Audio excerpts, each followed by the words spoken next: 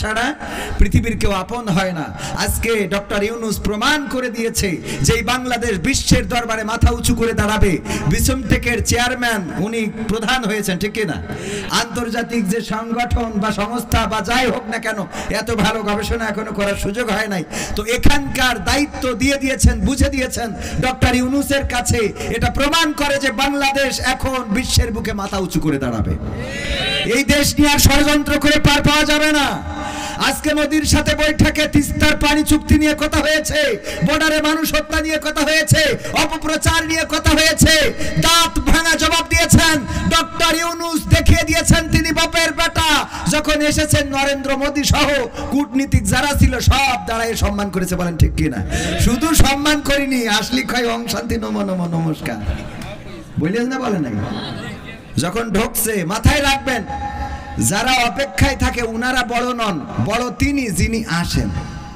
কথা কয় না, আমার কথা মনে হয়। ওয়ানাউযু বিল্লাহি মিন শুরুরি আনফুসিনা ومن سيئات أعمالنا من يهده الله فلا مضل له ومن يضلله فلا هادي له ونشهد أن لا إله إلا الله ونشهد أن سيدنا محمدا عبده ورسوله الذي أرسله بالحق بشيرا ونذيرا وداعيا إلى الله بإذنه وسراجا منيرا فقد قال الله تعالى في كلامه المجيد والفرقانه الحميد সবাই পড়েন আউযু বিল্লাহি মিনাশ শাইতানির রাজিম বিসমিল্লাহির রাহমানির রহিম قل إن صلاتي ونسكي ومحياي ومماتي لله رب العالمين وقال الله تعالى في شان حبيبي إن الله وملائكته يصلون على النبي يا أيها الذين آمنوا صلوا عليه وسلموا تسليما اللهم صل على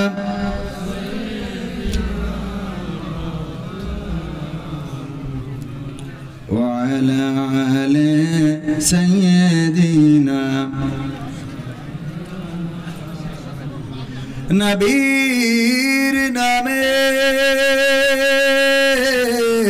দুরূদ শরীফ পড়িবে যে জন তার জন্য যে হারাম হবে জাহান্নামের আগুন আল্লাহুম্মা সাল্লি আলা سيدنا مولانا محمد وعلى آل سيدنا لا إله إلا الله لا إله إلا الله لا إله إلا الله لا إله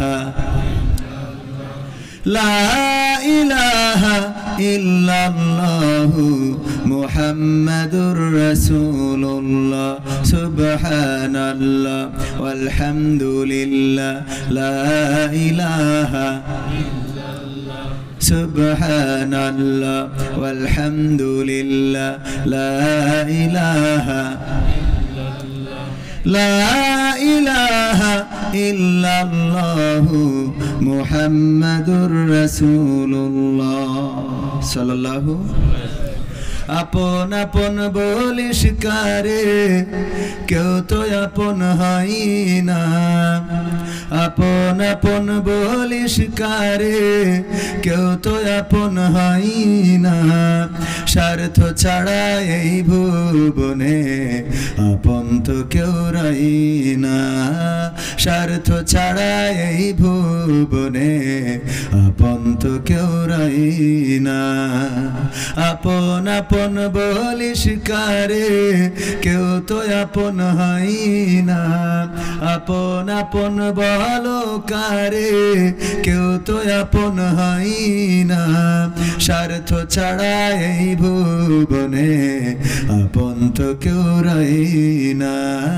স্বার্থ ছাড়া এই ভুবনে আপন তো কেউ রই না। চোখ বুঝিয়া ভাবর মন কে তোরা প্রয়োজন, ভালোবাসা পাওয়ার জন্য আছে কি কারণ। চোখ বুঝিয়া ভাবর মন কে তোমার আপনজন, ভালোবাসা পাওয়ার জন্য আছে কি কারণ। চোখের আড়াল হলে দেখিস, চোখের আড়াল হয়ে দেখিস, তোর কথা কেউ কই না। স্বার্থ ছাড়া এই ভুবনে আপন তো কেউ রই না। স্বার্থ ছাড়া এই ভুবনে আপন তো কেউ রই না। কার জন্যে এই ভালোবাসা, টাকা ঘরার বাড়ি, মরার পরে কবরেতে রাখবে তাড়াতাড়ি। কার জন্যে এই ভালোবাসা, টাকা ঘরার বাড়ি, মরার পরে কবরেতে রাখবে তাড়াতাড়ি। বিনা লাভে বন্ধুরে কেউ, বিনা লাভে বন্ধুরে কেউ তোলার বোঝাও বই না। স্বার্থ ছাড়া এই ভুবনে আপন তো কেউ রই না। স্বার্থ ছাড়া এই ভুবনে আপন তো কেউ রই না। আপন আপন বলিস কারে, কেউ তো আপন হয় না। আপন আপন বলিস কারে, কেউ তো আপন হয় না। স্বার্থ ছাড়া এই ভুবনে আপন তো কেউ রই না। স্বার্থ ছাড়া এই ভুবনে আপন তো কেউ রই না। ঠিক বললাম না ঠিক বললাম? স্বার্থ ছাড়া কোন মানুষের আপন না। স্বার্থ ছাড়া সন্তান মাকে খেদমত করতে চায় না। স্বার্থ ছাড়া মাও সন্তানকে দেখতে চায় না। কোনো না কোনো স্বার্থ সন্তান এবং মায়ের সাথে, স্বামী স্ত্রীর সাথে, ভাই বোনের সাথে, পৃথিবীর মানুষের সাথে, একে অপরের সাথে, এমনকি নরেন্দ্র মোদীর সাথে আর শেখ হাসিনার সাথেও স্বার্থ জড়িত আছে না নাই? স্বার্থ যতদিন ছিল ততদিন পর্যন্ত শেখ হাসিনার পক্ষে বলেছে। আজকে ডক্টর ইউনূসের সাথে মিটিং হয়েছে, একটা বারের জন্যও আমাদের মোদী সরকার বলে নাই যে শেখ হাসিনারে ফিরায়ে আবার সেই চেয়ারটায় বসাই দাও বলেছে নাকি? বরং আমাদের সরকার বলেছে শেখ হাসিনার ফিরাই দিতে হবে। ঠিক না? আমাদের সরকার দাবি করেছে। ডক্টর ইউনূস বলেছে যে শেখ হাসিনাকে আমাদের টাকা না দিয়ে কোনে যাচ্ছেন, আবার আসছেন, তাহলে অসুবিধা নেই। ও আমার ভাইরা, এই জন্য স্বার্থ ছাড়া কবির বিন সামাদ এখানে আসে নাই। স্বার্থ আছে যতক্ষণ কবির বিন সামাদ ওয়াজ করবে ততক্ষণ, স্বার্থ নাই যখন মাইকও বন্ধ হবে তখন। ঠিক না ঠিক? স্বার্থ নিজেরটা না বললে হবে না, মিথ্যা বলা হবে। আমিও স্বার্থ ছাড়া কথা বলি না। যেটা আল্লাহর সাথে বোঝাপড়া সেটা তো আল্লাহর সাথে। নামাজ, রোজা, হজ, যাকাত যেটা আল্লাহর জন্য সেটা আল্লাহর জন্য। কিন্তু ওয়াজটা খুব বেশি আল্লাহর জন্য করা হয় না, টাকার জন্য করা হয়। সত্য বিশ্বাস হয় আপনাদের? আপনারা বিশ্বাস করলেও সত্য, না করলেও সত্য। ডক্টর ইউনূস সরকার এতদিন পর্যন্ত ক্ষমতায়, নরেন্দ্র মোদী কিছুই বলে নাই। এমনকি থাইল্যান্ডে যে বিসুমটেকের মিটিংয়ে ওখানে একসাথে তাদের মিটিং হবে, দুইজনে দ্বিপাক্ষিক মিটিং, সেটাও করতে রাজি হয় নাই। যখন দেখেছে যে না সব কিছু বাংলাদেশের ফেভারে চলে গেছে, জনগণও এখন ডক্টর ইউনূসের পক্ষে। এই বাংলাদেশে শুধু বাংলাদেশ নয়, গোটা বিশ্বে আন্দোলন হয়েছে কোন সরকার পতনের জন্য। সরকারকে আর চেয়ারে রাখা হবে না, কিন্তু দিন এমন আসতে যাচ্ছে যে বাংলাদেশে ডক্টর ইউনূসকে রাখার জন্য আন্দোলন হবে। ঠিক না ঠিক? এমন ব্যতিক্রম হতে যাচ্ছে এই বাংলাদেশে। অন্যান্য দেশগুলোকে সরকার পতনের আন্দোলন হয়, এমনকি এই বাংলাদেশেও সরকার পতনের জন্য আমার বিএনপির ভাইয়েরা আন্দোলন করেছেন। জামাতে ইসলাম, জাসদ, বাসদ, হেফাজত সবাই রাজপথে নেমেছেন, রক্ত ঝরিয়েছেন, কিন্তু 16টা বছর চেয়ার থেকে টেনে নামাতে পারে নাই। তারপরে ছাত্র আন্দোলন করলো, রক্ত ঝরলো, জীবন গেল। 2000-এর মতো ছাত্র শহীদ হয়ে গেল, 20,000-এর মতো হাত হলো, হাত হারালো, পা হারালো, চোখ হারালো, বিনিময়ে ফ্যাসিস্ট সরকার বিদায় নিল। এইভাবে আন্দোলন করে করে চেয়ার থেকে নামাতে হয়েছে। কিন্তু বর্তমান বাংলাদেশের জনগণ বলতে চায় এটা যে ডক্টর ইউনূসের যদি ক্ষমতায় রাখতে রাজপথে নামা লাগে তাও লাগবে। বলেন ঠিক কি না? এই জন্য আমার আশফাকুজ্জামান রনি ভাইরা আজ দুদিন আবার নির্বাচনের কথা বলছে না। এই যে এতক্ষণ বক্তৃতা দিলে একবারও কিন্তু ভোটের কথা বলে না। আমি শুনছিলাম মনোযোগ সহকারে, দেখি বলে কিনা যে জান্নাতে জাতি হলে ভোট দিতে হবে তাড়াতাড়ি, বলেছে? তার মানে এখন বিষয়টা দাঁড়িয়েছে ভোট চাইলে হবে না, জনগণের পক্ষে থাকার দরকার আছে না নাই? জনগণের পক্ষে যদি না থাকে, ডক্টর ইউনূসের সুদখোর বলেছে, রক্ত চোষা বলেছে, কত কি বলেছে, কিন্তু তারপরেও এখন ডক্টর ইউনূসের পক্ষে মানুষ আছে না নাই? কারণ জনগণের পক্ষে যারা, জনগণও তাদের পক্ষে আছে না নাই? জনগণের পক্ষে যদি থাকে, জনগণের হক যদি আদায় করে দিতে পারে, তবে জনগণ স্বার্থ পাইলে জনগণও এই স্বার্থের কারণে ডক্টর ইউনূসকে চাই। বলেন ঠিক কিনা? আমার গানটা ছিল সেটা, স্বার্থ ছাড়া কেউ কোনো কথা বলতে চায় না।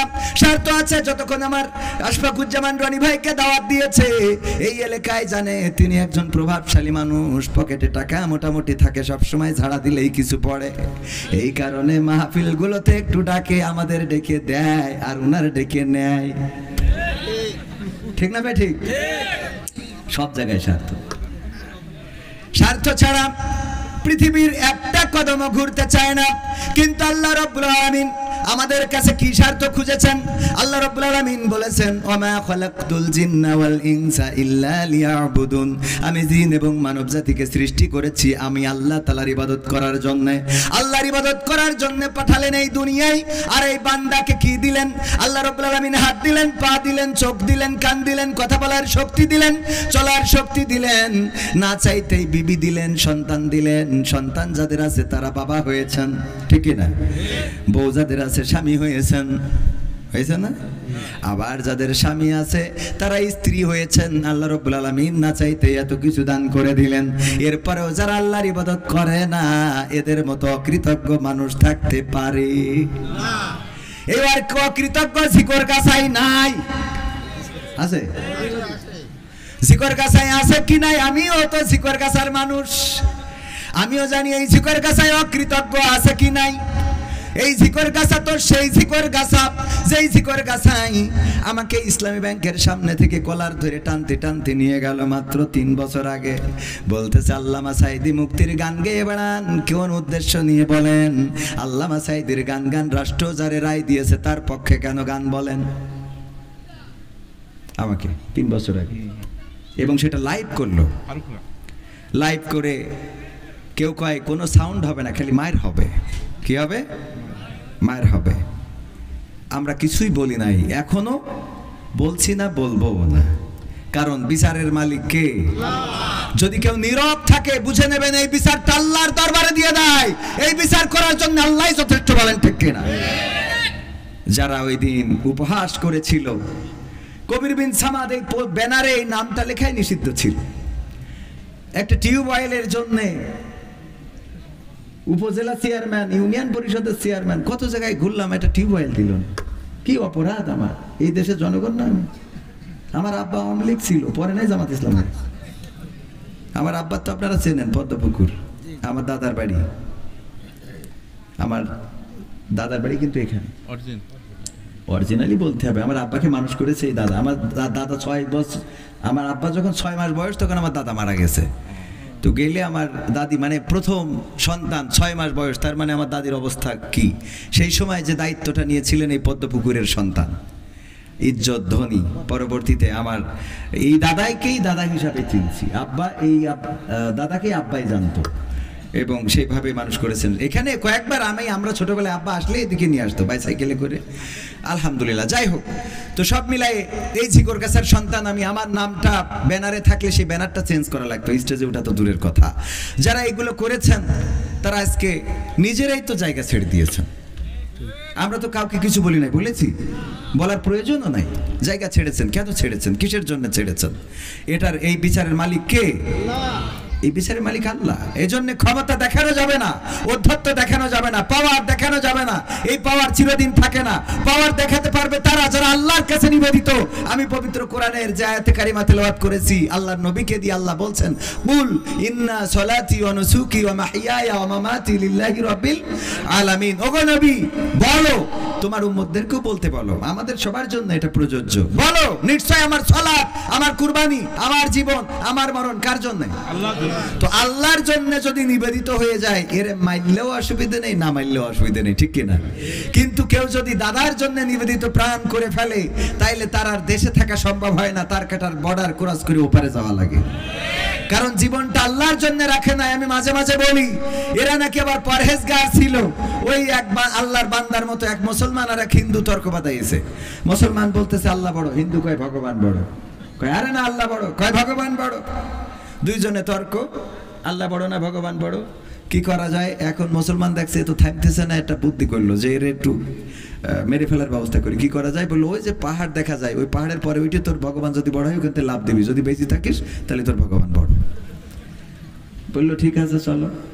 এবার স্টেজের পরে উঠে বলছে নাও লাভ দাও। হিন্দু বলছে তুমি আগে দাও, তুমি তো নিয়ে আসলে। কয় তুই তো রাজি হইতে আইছিস। বলছে যে তুমি আগে দাও। দুইজনে তর্ক করতে করতে এক ফাঁকে মুসলমান বললো, তোর ইমানে যদি এত জোর থাকে, তোর ভগবান যদি এত বড় হয়, তাহলে লাভ দিতে অসুবিধে কই? তো হিন্দু বলতেছে ঠিক আছে, আমি লাভ দিচ্ছি আগে। হে ভগবান তুমি রক্ষা করো বলে লাভ দিয়েছে, একেবারে অক্ষত, কোনো ঝামেলা নেই। এখন উপরে যে ও মালটা তো চিন্তায় পড়ে গেছে যে আসলে কি তাহলে ভগবান বড় নাকি আল্লাহ বড়? দুই নৌকায় পা যাদের, এদের কি কোনো কুল রক্ষা হয়? চিন্তা করতেছে, ও তো বেঁচে গেল ভগবানের ডেকে, তাহলে কি এখন ভগবানকেই ডাকতে হবে? জোরে বললো আল্লাহ তুমি রক্ষা করো, আর আসতে বললো যদি না পারো তাহলে ভগবান দেখে রেখো, বলে দিয়েছে লাভ। তো আমাদের পরহেজগার হযরতের ওলিয়া আউলিয়ার পর্যায়ে পৌঁছে গেল। সে বলেছিল আল্লাহ তুমি রক্ষা করো, যদি না পারো তাহলে দাদা হেলিকপ্টার পাঠাও। ঠিক না বে ঠিক? আল্লাহ যদি না পারে তাহলে দাদা আছে। যাই হোক, যে কথায় ছিলাম যে স্বার্থ ছাড়া পৃথিবীর কেউ আপন হয় না। আজকে ডক্টর ইউনূস প্রমাণ করে দিয়েছে যে এই বাংলাদেশ বিশ্বের দরবারে মাথা উঁচু করে দাঁড়াবে। বিসমটেকের চেয়ারম্যান উনি প্রধান হয়েছেন, ঠিক না? আন্তর্জাতিক যে সংগঠন বা সংস্থা বা যাই হোক না কেন, এত ভালো গবেষণা এখনো করার সুযোগ হয় নাই। তো এখানকার দায়িত্ব দিয়ে দিয়েছেন, বুঝে দিয়েছেন ডক্টর ইউনূসের কাছে। এটা প্রমাণ করে যে বাংলাদেশ এখন বিশ্বের বুকে মাথা উঁচু করে দাঁড়াবে। এই দেশ নিয়ে আর ষড়যন্ত্র করে পার পাওয়া যাবে না। আজকে মোদির সাথে বৈঠকে তিস্তার পানি চুক্তি নিয়ে কথা হয়েছে, বর্ডারে মানুষ হত্যা নিয়ে কথা হয়েছে, অপপ্রচার নিয়ে কথা হয়েছে। দাঁত ভাঙা জবাব দিয়েছেন ডক্টর ইউনূস, দেখিয়ে দিয়েছেন তিনি বাপের বেটা। যখন এসেছেন নরেন্দ্র মোদী সহ কূটনীতিক যারা ছিল সব দাঁড়ায় সম্মান করেছে, বলেন ঠিক কিনা? শুধু সম্মান করিনি, আসলি খাই ওং শান্তি নমো নমো নমস্কার বলিস না, বলে নাই? যখন ঢুকছে মাথায় রাখবেন, যারা অপেক্ষায় থাকে উনারা বড় নন, বড় তিনি যিনি আসেন। কথা কয় না? আমার কথা মনে হয় বোঝেননি। এই যে মাহফিলে আপনারা যারা বসে আছেন, আপনারা তো বসে আছেন, এখানে অতিথি যারা, মেহমান যারা, তারা একের পর এক আসছে, ঠিক কিনা? তাহলে আপনারা অপেক্ষায় আছেন, বড় কারা? যারা অতিথি, মানে আসবে আমি না, উনার মতো লোক। তো এই যে উনারা কি আপনাদের থেকে বড়, তো বসে আছে, দেখেছেন কিনা আপনারা? ভিডিওটা চোখে পড়েছে? বসে আছেন নরেন্দ্র মোদী সহ অন্যান্য কূটনীতিক ভারতের, আর ডক্টর ইউনূস ঢুকলো, সবাই দাঁড়িয়ে গেল, আর মোদী বলতেছে ওং শান্তি নমো নমো। ঠিক না বে ঠিক? এটা প্রমাণ করে দেয় যে ডক্টর ইউনূস ওদের থেকেও বড়। আর ছবি একটা দিয়ে দিয়েছে যে আমি তো সেই মাল, 10 বছর আগে তুই আমার গলায় মালা পরাইলি কি। আর আমাদের দিদি যেইতে নিজি ধর্ম নিজির মুসলমান, যেইতে ওখানে আবার তিলক লাগাইতো, কথা কয় না, ঠিক না বেটা? কোন মুসলমান যদি কোন ধর্মের অনুসরণ করে, সেই ধর্মের কোনো কিছু ধারণ করে, তার মুসলমান পরিচয় দেওয়ার কোনো অধিকার থাকে না। কারণ একজন মুসলমানের সন্তান এই দেশে ইসলাম প্রচারের জন্য এসেছিল, বঙ্গবন্ধুর পরিবার ইরাক থেকে এসেছিল ইসলাম প্রচারে, সেই পরিবারের সন্তান হয়ে তিলকের কলঙ্ক মাথায় লেপন করে প্রমাণ করে দিয়েছে মুসলমানের সাথে এই পরিবারের সম্পর্ক নেই। তারপরে আবার বলে যে শেখ হাসিনা পালাই নাই। কি করেছে? শেখ হাসিনা হিজরত করেছে। কি করেছে? তো হিজরত যদি করে থাকে তা মক্কা মদিনায় যাবে, তোর দাদার দেশে যাবে কেন? হ্যাঁ, যেখানে গেলে দুটো সোয়াব হবে নাকি? যেখানে গেলে দুইটা সোয়াব পাওয়া যাবে, ইবাদত বন্দী করা যাবে। হিজরত তো সেখানে হবে, হিজরত দাদার দেশে হয় কেন খালি? তো এই জন্যে এটা প্রমাণ করে দেয় যে ইসলামের সাথে তাদের কোনো সম্পর্ক ছিল। আর ডক্টর ইউনূস যতদিন আছে এই দেশে অন্তত পথ হারাবে না। আমরা নির্বাচন চাই। আবার আপনি মনে করেন না যে নির্বাচন চাইলে তো, নির্বাচন না হলে তো আমাকে জামাত ক্ষমতায় যাইতে পারবে না। তো এই জন্য নির্বাচনের দরকার আছে না নাই? প্রয়োজনীয় সংস্কার করেই তারপরে নির্বাচনে যেতে হবে। এরকম করলে হবে না, দে নির্বাচন করে দে ইলেকশন, একটু চেটে পুটে খায়, দেশটা মোদের নামে দলিল করতে চাই, আমরা দেশটা মোদের নামে দলিল করতে চাই। এই চাইলে কি হবে? চেটে পুটে খাওয়ার জন্য নির্বাচন হবে না। এবার নির্বাচন জনগণ রায় দেবে। এই দেশের জন্য যারা জীবন বাজি রাখতে পারে, এই দেশের জন্য যারা রাজপথে দাঁড়াতে পারে, এই দেশের জন্য যারা ফাঁসির কাঠে ঝুলতে পারে, এই দেশের জন্য যারা রক্ত ঝরাতে পারে, তাদেরকে রাষ্ট্রের ক্ষমতায় আনা হবে। বলেন ঠিক কিনা? এরপর আরেকটা স্লোগান উঠেছে, বলবো বলে নিয়ে আলোচনা যায়। সেটা হলো এখন বলতে চাচ্ছে সব দল দেখা শেষ, দাড়ি টুপির বাংলাদেশ। এই জন্য ভাই জানো দাড়ি রেখেছে, আলহামদুলিল্লাহ, রাখেন, রাখলে কাজে লাগবে। টুপিও আছে ভাই। এখন ইসলামের কথা যেভাবে বলে আমার তো মনে আছে জিগর গাছে আমাদের আর দাওয়াত হবে না। কারণ ভাই বুঝতে পেরেছে যে সব দল দেখা শেষ, কথা কয় না, দাড়ি টুপির বাংলাদেশ। একটু দাড়ি টুপির হাতে দিয়ে দেখতে চাই যে কি স্বাদ। আমরা ইংরেজদের শাসন দেখেছি, প্রায় 200 বছর তারা শাসন করেছে, আমাদের উপরে জুলুম করেছে, নির্যাতন করেছে, নিষ্পেষণ করেছে। তারপরে আমরা পাকিস্তান দেখেছি, আমাদের পাকিস্তানরা 23টা বছর আমাদের উপরে জুলুম করেছে, নির্যাতন করেছে, ধর্ষণ করেছে, গণধর্ষণ করেছে, হত্যা করেছে, লুটতরাজ করেছে, আমাদের উপরে যা মনে চাই তাই করেছে। তারা শান্তি দিতে পারে নাই। এরপরে আমরা 71 দেখলাম, 71 পরবর্তী আজ স্বাধীনতার 53 বছর পার হয়ে গেল। আমরা স্বাধীনতা পরবর্তী, কেউ বলেছে নতুন বাংলা গড়বে, কেউ বলেছে সবুজ বাংলা গড়বে, কেউ বলেছে আলোকিত বাংলা গড়বে, কেউ বলেছে সোনার বাংলা গড়বে, কেউ বলেছে ডিজিটাল বাংলা গড়বে। আর আমার ওয়াইদুল কাদের কাকা স্মার্ট বাংলা গড়তে যে স্টেজই ভেঙে ফেলেছে। ঠিক না বে ঠিক? এত কিছু গড়তে চেয়ে যেহেতু পারে নাই, সুতরাং আমাদের বক্তব্য হলো আর সোনার বাংলা, নতুন বাংলা, সবুজ বাংলা, সোনালী বাংলা, রূপালী বাংলা, দীপালি বাংলা, পূবালী বাংলা, ডিজিটাল বাংলা, স্মার্ট বাংলা এইগুলো দেখার ইচ্ছা নাই। আমরা আগামীতে দেখতে চাই আল কোরআনের বাংলা দেখতে চাই। বলেন ঠিক কিনা? আল কোরআনের বাংলা দিয়ে দেখতে চাই যে আসলে কি হতে পারে। এবার একটা প্রমাণ যদি আপনাদের দিই, ধর্ষণ বেড়ে গিয়েছিল মাঝখানে, এত ধর্ষণ, ঘরে ধর্ষণ, মানে এ যেন ওই যে ফেরাউনের সময় একবার ব্যাঙের গজব আসতো, একবার পানির গজব আসতো, একবার শুকনো খরা, এক এক রকম গজব আসতো না। ডক্টর ইউনূস ক্ষমতা নেওয়ার পরে যেন ওরকম শুরু হলো। একবার ভ্যানওয়ালা, রিক্সাওয়ালা, একবার আনসারওয়ালা, একবার পুলিশওয়ালা, সব রাজপথে শাহবাগে যা দরকার। ফকিররাও যে না জানি কবে দাঁড়ায় পড়ে যে আমাদের ভিক্ষে 2 টাকার নোট চলবে না। তো এখন এইভাবে এক একজন এক এক আন্দোলন করতে করতে করতে করতে চিন্তায় বেড়ে গেল, চুরি বেড়ে গেল। ঠিক কিনা? চুরি চিন্তা বেড়েছে না? এরপরে ধর্ষণ, যেখানে সেখানে বাচ্চা শিশু ধর্ষণ, গণধর্ষণ, এমনকি তাকে হত্যা। আর্মির সম্মিলিত সামরিক হাসপাতালে নিয়ে যেয়ে পর্যন্ত এ বাচ্চাটা মেরে ফেলা হলো, মরে গেল। আমি জানি না যে মারা হলো না, কারণ একটা ষড়যন্ত্র চলছিল। বলেন ঠিক কিনা? তো এরপরে বামেরা আবার দাঁড়ায় গেল রাজপথে। কোথায়? শাহবাগে বামেরা কি দাবি করলো যে ধর্ষণের শাস্তি হতে হবে মৃত্যুদণ্ড। বামেরা যারা আল্লাহতে বিশ্বাস করে না, কোরআন বিশ্বাস করে না, তারা কি শাস্তি চেয়েছে? কারা চেয়েছে? তো বামেদের বোঝা উচিত আমার আল্লাহ 1400 বছর আগে এই ধর্ষণের শাস্তি কি দিয়ে দিয়েছে? কোরআনে কয় কোরআন মৃত্যুদণ্ড। আল্লাহ দেওয়া শাস্তি কি? বামেরাও চাই কি? আর ডানিরা তো মৃত্যুদণ্ড হয়তো চাওয়ার দরকার নেই, এটা তো অলরেডি খাতা কলমে আছে, ঠিক না? তো তার মানে ধর্ষণের শাস্তি যেহেতু মৃত্যুদণ্ড চাও, সুতরাং বেশি কিছুর দরকার নেই, কোরআনটা সংসদে বসাই দাও। যদি দুর্নীতিমুক্ত না হয় তাহলে আমরা হুজুরা এ দেশ ছেড়ে পাকিস্তানে যাবানে। কথা কয় না, ঠিক না ভাই? ঠিক।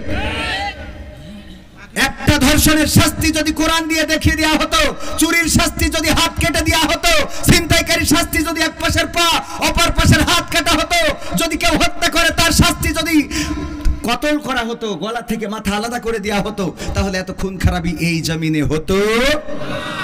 এগুলো বাড়ার পিছনেও কারণ ছিল। কারণ বলবো? কারণটা বলি। কারণ হলো একবার এক কাফন চোরা মারা যাওয়ার সময় সন্তানদের ডেকে বলছে, শোনো, আমি মারা যাওয়ার পরে তোমরা এমন কিছু করবা যাতে অন্তত আমাকে মানুষ ভালো বলে। আমাকে কি বলে? তো ওই সন্তানরা ওরাও কাফন চুরি করে, মানসি বলে যে এর আব্বাও কাফন চুরি করতো, এও কাফন চুরি করে, এর তো কেউ ভালো, আব্বার তো কেউ ভালো কয় না। সবাই বাপেরে খারাপ বলে যে ওর বাবা ছিল কাফন চোর, সন্তানও হয়েছে কাফন চোর। সন্তানরা চিন্তা করলে এর থেকে নামাজি হয়ে যায়, রোজাদার হয়ে যায়, আল্লাহওয়ালা হয়ে যায়। আল্লাহওয়ালা হয়েছে, মসজিদে গেলি কয় মসজিদে এসেছে, তাতে কি হবে? ওর বাপ ছিল কাফন চোর। তো চিন্তা করলে এতেও তো কাজ হবে না, তাহলে কি করা যায়? আমরা মসজিদে সবার খাবার দেব, যারা নামাজ পড়বে তাদের খাবার দেব। খাবার দেয় ছোট ছোট যারা আছে ওদের বাইসাইকেল কিনে দেয়। কয় এই বাইসাইকেল কে দিয়েছে? তা ওই যে কাফন চোরা ছেলেরা দিয়েছে। তাহলে ভালো কাজ করেও কি বাবারে ভালো বলতেছে? কারে খারাপ বলতেছে?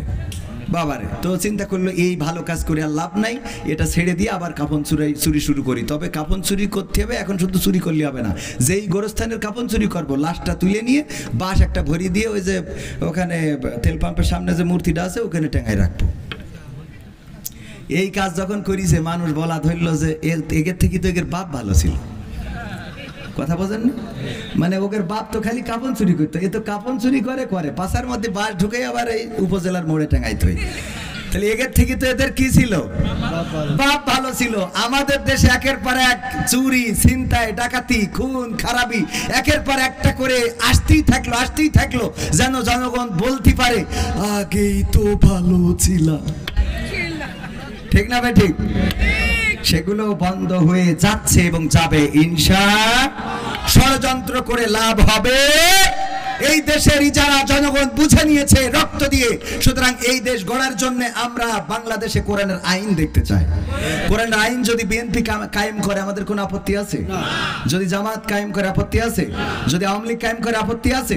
কিন্তু জামাত, হেফাজত, হুজুররা যদি কোরআনের বিপক্ষে যায় তাদের বিপক্ষে আমরা দাঁড়াতে রাজি আছি না নাই? আল্লাহ আমাদের সেই তৌফিক দান করুন, বলেন আমিন। আলোচনায় যাব, কথা বেশি বাড়াবো না। আপনারা কি শুনতে রাজি আছেন? শেষ করে যাবেন ইনশাআল্লাহ? কষ্ট হবে আপনাদের? এই কথাগুলো বাস্তবতার সাথে কিছু কথা না বললে হয় না। না বলে নিলে আবার ভাইও মাইন্ড করবে যে আমি একটা রাজনৈতিক নেতা আছি, আমি রাজনীতির কথা আসলে বলতে চাই না, আমার একটু আমার পক্ষে বললো না। ভাইজান বিএনপি করে, পক্ষে একটু বলার দরকার আছে না নাই? তো ভাইদের ভালো সহিবুঝ দেওয়ার দরকার আছে না নাই? সহিবুঝ ছিল না, উল্টো পাল্টা খালি যে নেই যাচ্ছিল, খালি নির্বাচন করছিল। কিন্তু ডক্টর ইউনূসের হাতকে আগে শক্তিশালী করতে হবে, দেশকে দেখাই দিতে হবে দাদার পক্ষে যে যদি নির্বাচন চাই তাদের ভোট এই বাংলাদেশের জনগণ দেবে না। দাদার ষড়যন্ত্রে এই দেশে কোনো নির্বাচন হবে না।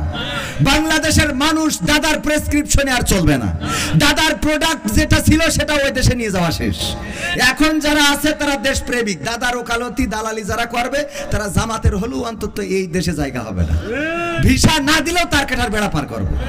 কথা কয় না? ভিসা যদি নাও দেয় তাও তার কাটার বেড়া পার করে দেওয়া হবে। কারণ আমাদের বন্ধুত্ব হবে সমানে সমান। তোমরা সীমানায় বর্ডারে মানুষ হত্যা করবা আর আমরা তোমাদের ওই পতাকা বৈঠক করে লাশ নিয়ে আসবো, সেটা হবে না। আমাদের লাশ ফেললে তোমাদেরও লাশ পড়বে। ওরা লাশ মারতে এখন আর আমাদের তা নামের সেদিন পত্রিকায় দেখলাম ওগের তা নিজের একটা মেরে বসে রয়েছে।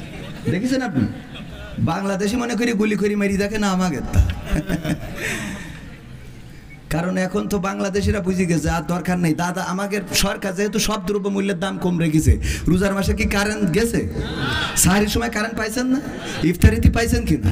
আলহামদুলিল্লাহ, দেশ এভাবে এগিয়ে যাবে, এগিয়ে যেতে হবে। যেখানে অন্যায় সেখানে প্রতিবাদ প্রতিরোধ আমাদেরই করতে হবে। এই দেশ আমাদের করতে হবে। আর চুপ কাঁধে একটাই মাত্র সন্তান ছিল, সেটাই রাজপথে রক্ত দিয়েছে। তো আমাদের এই রক্ত দিলে কোনো আর অসুবিধা আছে? বিনিময়ে আমরা স্বাধীনতা পেয়েছি, দেশ পেয়েছি, যেই দেশে কথা বলার অধিকার পেয়েছি, সেই দেশকে রক্ষা করার দায়িত্ব আমাদের। আল্লাহ আমাদের সেই তৌফিক দান করুন, বলেন আমিন। আমি যেহেতু প্রধান আকর্ষণ, ওয়াজ আজকে না করলে হবে। প্রধান আলোচক হযরত মাওলানা আবুজার গিফারি ভাই, উনি তো দারুণ ওয়াজ করেছেন আলহামদুলিল্লাহ। আমার ঝামেলাটা হলো যে আমি দ্বিতীয় বক্তা হইলে আমার কালেকশন করা লাগে, আবার প্রধান বক্তা হইলে কয় আমাদের এখানে প্রধান বক্তার কালেকশন করা লাগে। মানে আমি ওয়াজ করতে যেয়ে যে কত অভিজ্ঞতার মধ্যে পড়েছিস তা সে বলে বোঝানো যাবে না। পাবনায় গেলাম, আমি মনে করি পাবনার লোক একটু বোঝে কম। ও মা না, ওরা হইলো অন্য দেশের পাগল নিয়ে যে ভালো করে বাড়ি পাঠাই দেয়। আমার দাওয়াত দেশে আমি বললাম যে যাই করেন তাই করেন, আমার কিন্তু 10টা স্টেজ দেবেন, আমি 12টার মধ্যে শেষ করবো। বলছে হুজুর আসেন, অসুবিধা নেই। যাওয়ার পরে এবার আমার 12টার সময় তুলি বলছেন নেন এবার কটাই শেষ করবেন, করেন। 12টার মধ্যে সেরকম আমি বলেছি যে 10টায় উঠালেই 12টায়, যদি 10:30টায় উঠান তাও 12টায়, 11টায় উঠাইলেও 12টায়, যদি 11:30টায় উঠান তাও 12টায়। আমার 12টার পরে উঠাই দেখি হুজুর কটায় উঠেন, কটায় শেষ করেন। বুদ্ধি আছে না নাই? তো এই যে এই জাতীয় কোনো জায়গায় গেলে কয় ভাই এখানে বিশেষ বক্তা কালেকশন করে, আমি যদি বিশেষ বক্তা হই, আর যদি প্রধান বক্তা হই ভাই প্রধান বক্তা কালেকশন করে। আমার ভাইজান যিনি আসছেন আবুজার গিফারি ভাই, উনি ছিলেন প্রধান আলোচক, উনি একটু এই কাজটা করে দিয়ে গেলে লাস্টে যারে উঠানো হয় তারে দিয়ে কালেকশন করাইতে হয় না, কারণ তারে দিয়ে কালেকশন করাইলে লোকজন ঠাস করে উঠে চলে যায়। এটা মানেন আর না মানেন, অভিজ্ঞতার আলোকে বলতেছি। আমি বিশেষ বক্তা আমারে করে দিতেন, আমি এসে 8টার সময় থেকে 10টা পর্যন্ত ওয়াজ করি, কালেকশন করি, টাকা তুলি, আপনাদের দিয়ে আমারটা নিয়ে বাড়ি চলে যাই। মানে এখানে তো অন্য জায়গায় আমি অগ্রিম কমপ্লিট বুঝে নিয়ে তারপরে যাই, এখানে বাড়ির কাছে তো এই জন্য করি। খুব খারাপ অবস্থা যাচ্ছে, দাদা বাড়ি তো একটু বেশি করে দেবেন, আল্লাহ কবুল করুন, বলেন আমিন। তো যাই হোক, আমার মতো এত সরল সোজা, এত সোজা সাপটা কথা কেউ বলবে না। এত সোজা সাপটা কথা বলার জন্য বুকির জজবা থাকা লাগবে। আমি করি অন্যায়, এমনি পাপের সীমা নেই, তারপরে যদি মিছে কথা বলি, অনেকেই স্ট্যাটাস দেয় আমি কোরআনের দাওয়াত নিয়ে আজকে চললাম রাজশাহী। তো তোর দাওয়াত টাকা না দিলে তুই রাজশাহী তো জীবনে যাতে দেখিনি। রাজশাহী কি তুই তো আমাকে ছুটি করে আসিস না? কথা কয় না, ও কোরআনের দাওয়াত নিয়ে চলে যাচ্ছে রাজশাহী, টাকা না দিলি তো আসে না, বলেন ঠিক না? ঠিক। তো যাই হোক, আজকের এই মাহফিল কিসের উদ্যোগে? 12তম বাৎসরিক তাফসীরুল কোরআন মাহফিল পদ্মপুকুর দারুস সালাম কুরআনিয়া হাফিজিয়া ও এতিমখানার উদ্যোগে। এই মাহফিলের শ্রদ্ধাভাজন সভাপতি রয়েছেন জনাব মোহাম্মদ আব্দুল আজিজ খোকন সাহেব, যিনি সভাপতি পদ্মপুকুর দক্ষিণপাড়া জামে মসজিদ, এবং আজকের প্রধান অতিথি হিসাবে রয়েছেন আমার পাশে জনাব শ্রদ্ধাভাজন বড় ভাই মোহাম্মদ আশফাকুজ্জামান কানরানি। এছাড়া আলোচনা করেছেন হযরত মাওলানা আবুজার গিফারি, আলোচনা করেছেন অত্র অঞ্চলের আরও অন্যান্য উলামায়ে কেরাম। পরিচালনায় রয়েছেন মোহাম্মদ আব্দুর রহমান, যিনি পরিচালক রাজাতুল জান্নাত মহিলা মাদ্রাসা। এছাড়া আমার সামনে উপবিষ্ট দিনদার ইমানদার মুসলমান ভাই বাবাজিরা, পর্দার অন্তরালে আমার মা এবং বোনেরা, সবাইকে অন্তরস্থল থেকে আনুষ্ঠানিকভাবে সালাম জানাচ্ছি, আসসালামু আলাইকুম ওয়া রাহমাতুল্লাহ। আল্লাহর শুকরিয়া আদায় করছি যে মহান রব দয়া করে মায়া করে আমাদেরকে মানুষ হিসাবে সৃষ্টি করেছেন, আজকের এই পরিবেশে আসার বসার তৌফিক দান করেছেন। যেই সময় পদ্মপুকুর হাসপাতালে অনেকেই আছে মৃত্যু যন্ত্রণায় কাতরাচ্ছে, এখানে না থাকলেও সদরে আছে, যে আল্লাহ এতগুলো মুসিবত থেকে মুক্ত রেখে এখানে এসে বসার তৌফিক দান করেছেন, সেই রবের শুকরিয়া আদায় করে সবাই পড়ছি আলহামদুলিল্লাহ। আল্লাহর শুকরিয়া আদায় করলে আল্লাহ রাব্বুল আলামিন নিয়ামত বাড়িয়ে দেন, বলেন সুবহানাল্লাহ। যদি কেউ একবার সুবহানাল্লাহ বলেন, বুখারী শরীফের হাদিস হলো যে আল্লাহ রাব্বুল আলামিন এই জমিনের যত খালি জায়গা আছে সমপরিমাণ সওয়াব তার আমলনামায় দিয়ে দেন, বলেন সুবহানাল্লাহ। সুবহানাল্লাহ বললে কোনো অসুবিধা নাই, সুবহানাল্লাহ, আলহামদুলিল্লাহ, লা ইলাহা ইল্লাল্লাহ, আল্লাহু আকবার। যদি কেউ একবার এই 4টা কালিমা পড়ে, আল্লাহ রাব্বুল আলামিন তার জন্য জান্নাতে একটা বীজ বপন করে দেন, যেটার চারা হয় এবং পরকালে ওই জান্নাতের গাছের ছায়াতলে সেই স্থান পাবে। আল্লাহ নবী সাল্লাল্লাহু আলাইহি সাল্লাম বর্ণিত হাদিস। সম্মানিত ভাইয়েরা, এই জন্য আল্লাহ রাব্বুল আলামিনের জিকির করা, তার তাসবিহ জপা, আমরা এগুলো না জপে এখন তো অনেকেই অনেক রকম জিকির বানাই নিয়েছি, কেউ হ্যাঁ হ্যাঁ করে, কেউ এই করে তাই করে, কত রকম জিকির।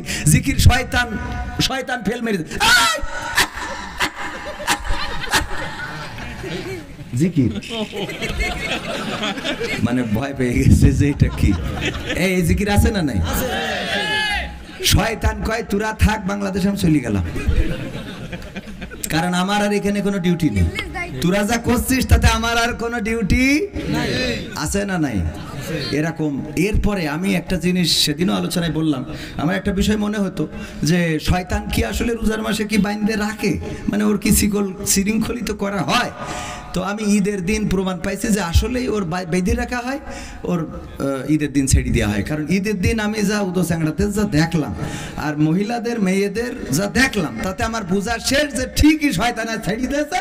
ও একদম এসে গ্যাটিস মেরি গিয়ার দিয়ে সব রাস্তায় নামাইতেছে, ঠিক না বেটি? গোয়াতখালি আমি যাওয়ালো, আমি ওই দিন আবার আর এক জায়গায় দাওয়াত ছিল, ওজন খেতে গেছিলাম দুইটা, ওই দিন আবার দুইটা প্রোগ্রাম ছিল। যাই হোক, প্রোগ্রাম ছিল, চলে গেছিলাম ঈদের দিন। তো সব মিলাই এই যে অবস্থাগুলো দেখেছেন না, আর মা বোনদের ধৈর্য আছে। আমি ধৈর্য পাইছি শয়তানের ধৈর্যের উপরে ধৈর্য আমি কারো দেখি নাই। আপনাদের মনে হয় আল্লাহ বলেছে কি, ইন্নাল্লাহা মাআস সাবিরিন, আল্লাহ ধৈর্যশীলকে পছন্দ করে, এবং সেই ধৈর্যশীল শয়তানের উপরে আমি একটাও পাই নাই। কারণ এই শয়তান দেখেন, আশফাকুজ্জামান খান রনি ভাই এখন নামাজ রোজা করে, আল্লাহ আল্লাহগিরি করতেছে।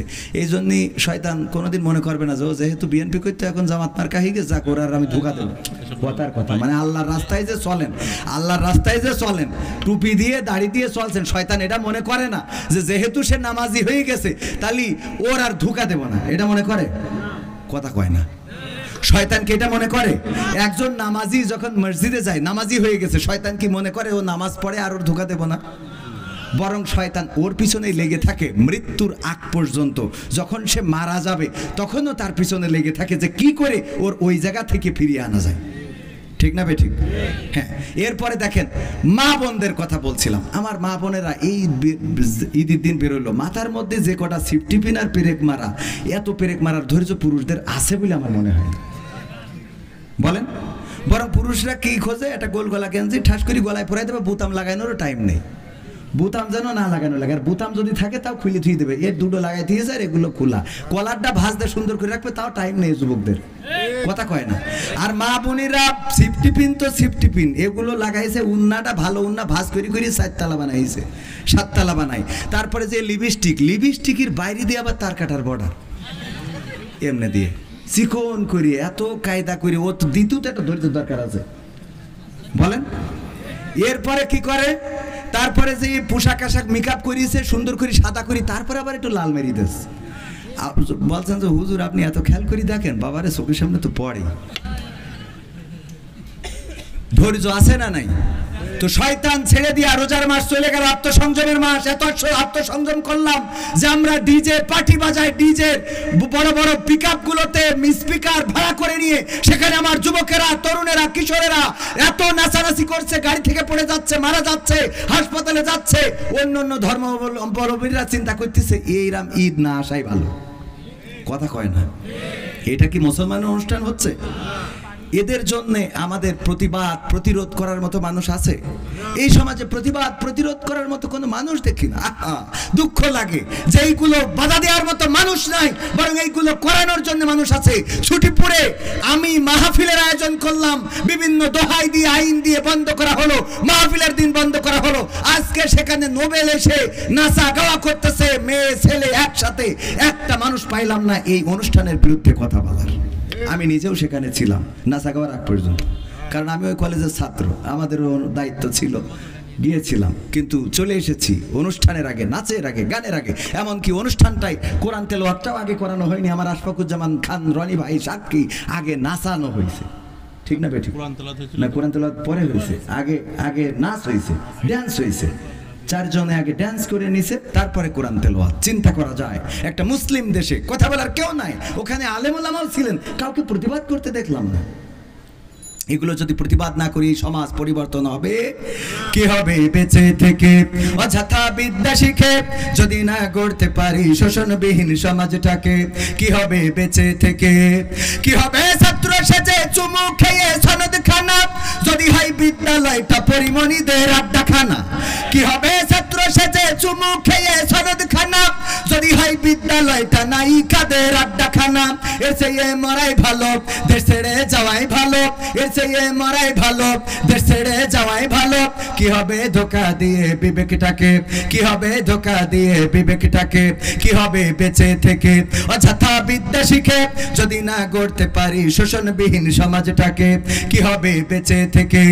কি হবে লেখালেখি কলমবাজির ওই মহড়া সমাজের আসল চিত্র যদি না যাই তুলে ধরা? কি হবে লেখালেখি কলমবাজির ওই মহড়া সমাজের আসল আসল চিত্র যদি না যাই তুলে ধরা, যদি ওই ঘুষের বলে কলমটা উল্টো চলে, যদি ওই হ্যালো কলে ক্যামেরা উল্টো বলে, তবে কি যাবে রোখা দুর্নীতিকে, তবে কি যাবে রোখা দুর্নীতিকে, কি হবে বেঁচে থেকে অযথা বিদ্যা শিখে যদি না গড়তে পারি শোষণবিহীন সমাজটাকে, কি হবে বেঁচে থেকে, কি হবে যুবক নামের বোঝা হয়ে এই ধরাতে যেখানে মা বোনেরা ধর্ষিতা হয় দিনে রাতে, কি হবে যুবক নামের বোঝা হয়ে এই ধরাতে যেখানে মা বোনেরা ধর্ষিতা হয় দিনে রাতে, যৌবনের সার্থকতা ঘুচিবে সকল ব্যথা, যৌবনের সার্থকতা ঘুচিবে সকল ব্যথা, পারো যদি বলি দিতে মানুষরূপী পশুটাকে, পারো যদি বলি দিতে মানুষরূপী পশুটাকে, কি হবে বেঁচে থেকে অযথা বিদ্যা শিখে যদি না গড়তে পারি শোষণবিহীন সমাজটাকে, কি হবে বেঁচে থেকে, কি হবে নামাজ রোজা ইমানদারির বড়াই করে কোরআনের খাদেম যারা তারা যদি থাকে কারাগারে, কি হবে নামাজ রোজা ইমানদারির বড়াই করে কোরআনের কর্মীগুলো থাকে যদি কারাগারে, মসজিদের কোণে বসে জিকির যত করো কষি, মসজিদের কোণে বসে তাসবিহ যত টানো ঠেসে, এভাবে যাই না পাওয়া আল্লাহকে, এভাবে যাই না পাওয়া আল্লাহকে, কি হবে বেঁচে থেকে অযথা বিদ্যা শিখে যদি না গড়তে পারি শোষণবিহীন সমাজটাকে, কি হবে বেঁচে থেকে, কি হবে, কি হবে ইমাম হয়ে, কি হবে আলেম হয়ে ইমাম সেজে মসজিদেতে পারো যদি সত্য কথা উচ্চ স্বরে না বলিতে, এমন ইমাম আছে না নাই? হক কথা উচ্চ স্বরে বলে না, জায়গা বুঝে লাইন বুঝে কথা বলে, যেই কথা বললে মার খাওয়া লাগবে না, যেই কথা বললে ইমামতি যাবে না, যেই কথা বললে বেতন বেড়ে যাবে, এরকম কথা বলে এমন ইমাম আছে না নাই? এমন ইমাম হওয়া যাবে না। হক কথা স্পষ্ট করে বলতে হবে। রিজিকের মালিক কোনো মসজিদের সভাপতি নন, রিজিকের মালিক কোনো মসজিদের সেক্রেটারি নন, রিজিকের মালিক কোনো মসজিদের ম্যানেজিং কমিটি নন, রিজিকের মালিক কে? কি হবে আলেম হয়ে ইমাম সেজে মসজিদেতে পারো যদি সত্য কথা উচ্চ স্বরে না বলিতে, সাকির ভাই করো যদি ছেড়ে দাও ইমামতি, সাকির ভাই করো যদি ছেড়ে দাও ইমামতি, কি হবে ধোঁকা দিয়ে আল্লাহকে, কি হবে ধোঁকা দিয়ে আল্লাহকে, কি হবে বেঁচে থেকে অযথা বিদ্যা শিখে যদি না গড়তে পারি শোষণবিহীন সমাজটাকে, কি হবে বেঁচে থেকে, কি হবে নেতা হয়ে জনবলে ঘর ফুলিয়ে রাজপথ গরম দেখে যদি থাকো ঘরে শুয়ে, এমন নেতা আছে না নাই? রাজপথ গরম দেখলে নেতারে আর রাজপথে পাওয়া যায় না। এই নেতা দেখার জন্য গোটা সংসদটা দেখলেই তো হয়ে যায়। শেখ হাসিনা থেকে শুরু করে গোটা এমপি মন্ত্রী সব একবারে চলে গেছে একযোগে। আমাদের উপজেলা চেয়ারম্যান, ভাইস চেয়ারম্যান, ইউনিয়ন পরিষদের চেয়ারম্যান একযোগে চলে গেছে না?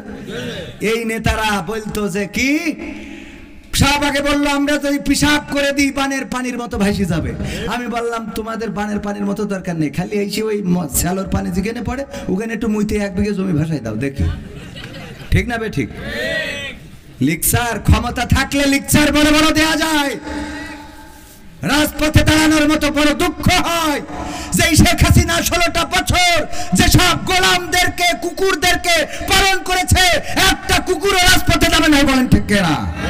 আবার তারাই আমাদেরকে দেখলে ঘেউ ঘেউ শুরু করে দিত। আমাদেরকে দেখার পর 71-এর রাজাকার, এই মুহূর্তে বাংলা ছাড়, আমরা রাজাকার নই, বাংলাদেশের পাসপোর্ট নিয়ে এখানে বসবাস করি। দাদাদের রাজাকার যারা তারাই আমাদেরকে রাজাকার বলে থাকে। রাজাকার কারা তারা প্রমাণ করে দিয়েছে এই দেশ থেকে ওপারেতে, ঠিক না বে ঠিক? এই দেশ যাদের তারা এই দেশে থাকবে না, জেলে যাক, ফাঁসি হোক, ফাঁসির কাস্টে। ওনার নেত্রী বেগম খালেদা জিয়া শত জুলুম সহ্য করেছেন এই দেশে, ঠিক কিনা? আর আমাদের নেতারা তো ডাইরেক্ট জুলুম সহ্য করে একেবারে ফাঁসির কাস্টে ঝুলে ওপারে চলে গেছে, ঠিক না বে ঠিক? ক্ষমতায় কেউ স্থায়ী হয় না, হোক না সে হাসিনা কি বারে না, সে আরটা চিরকাল থাকে না।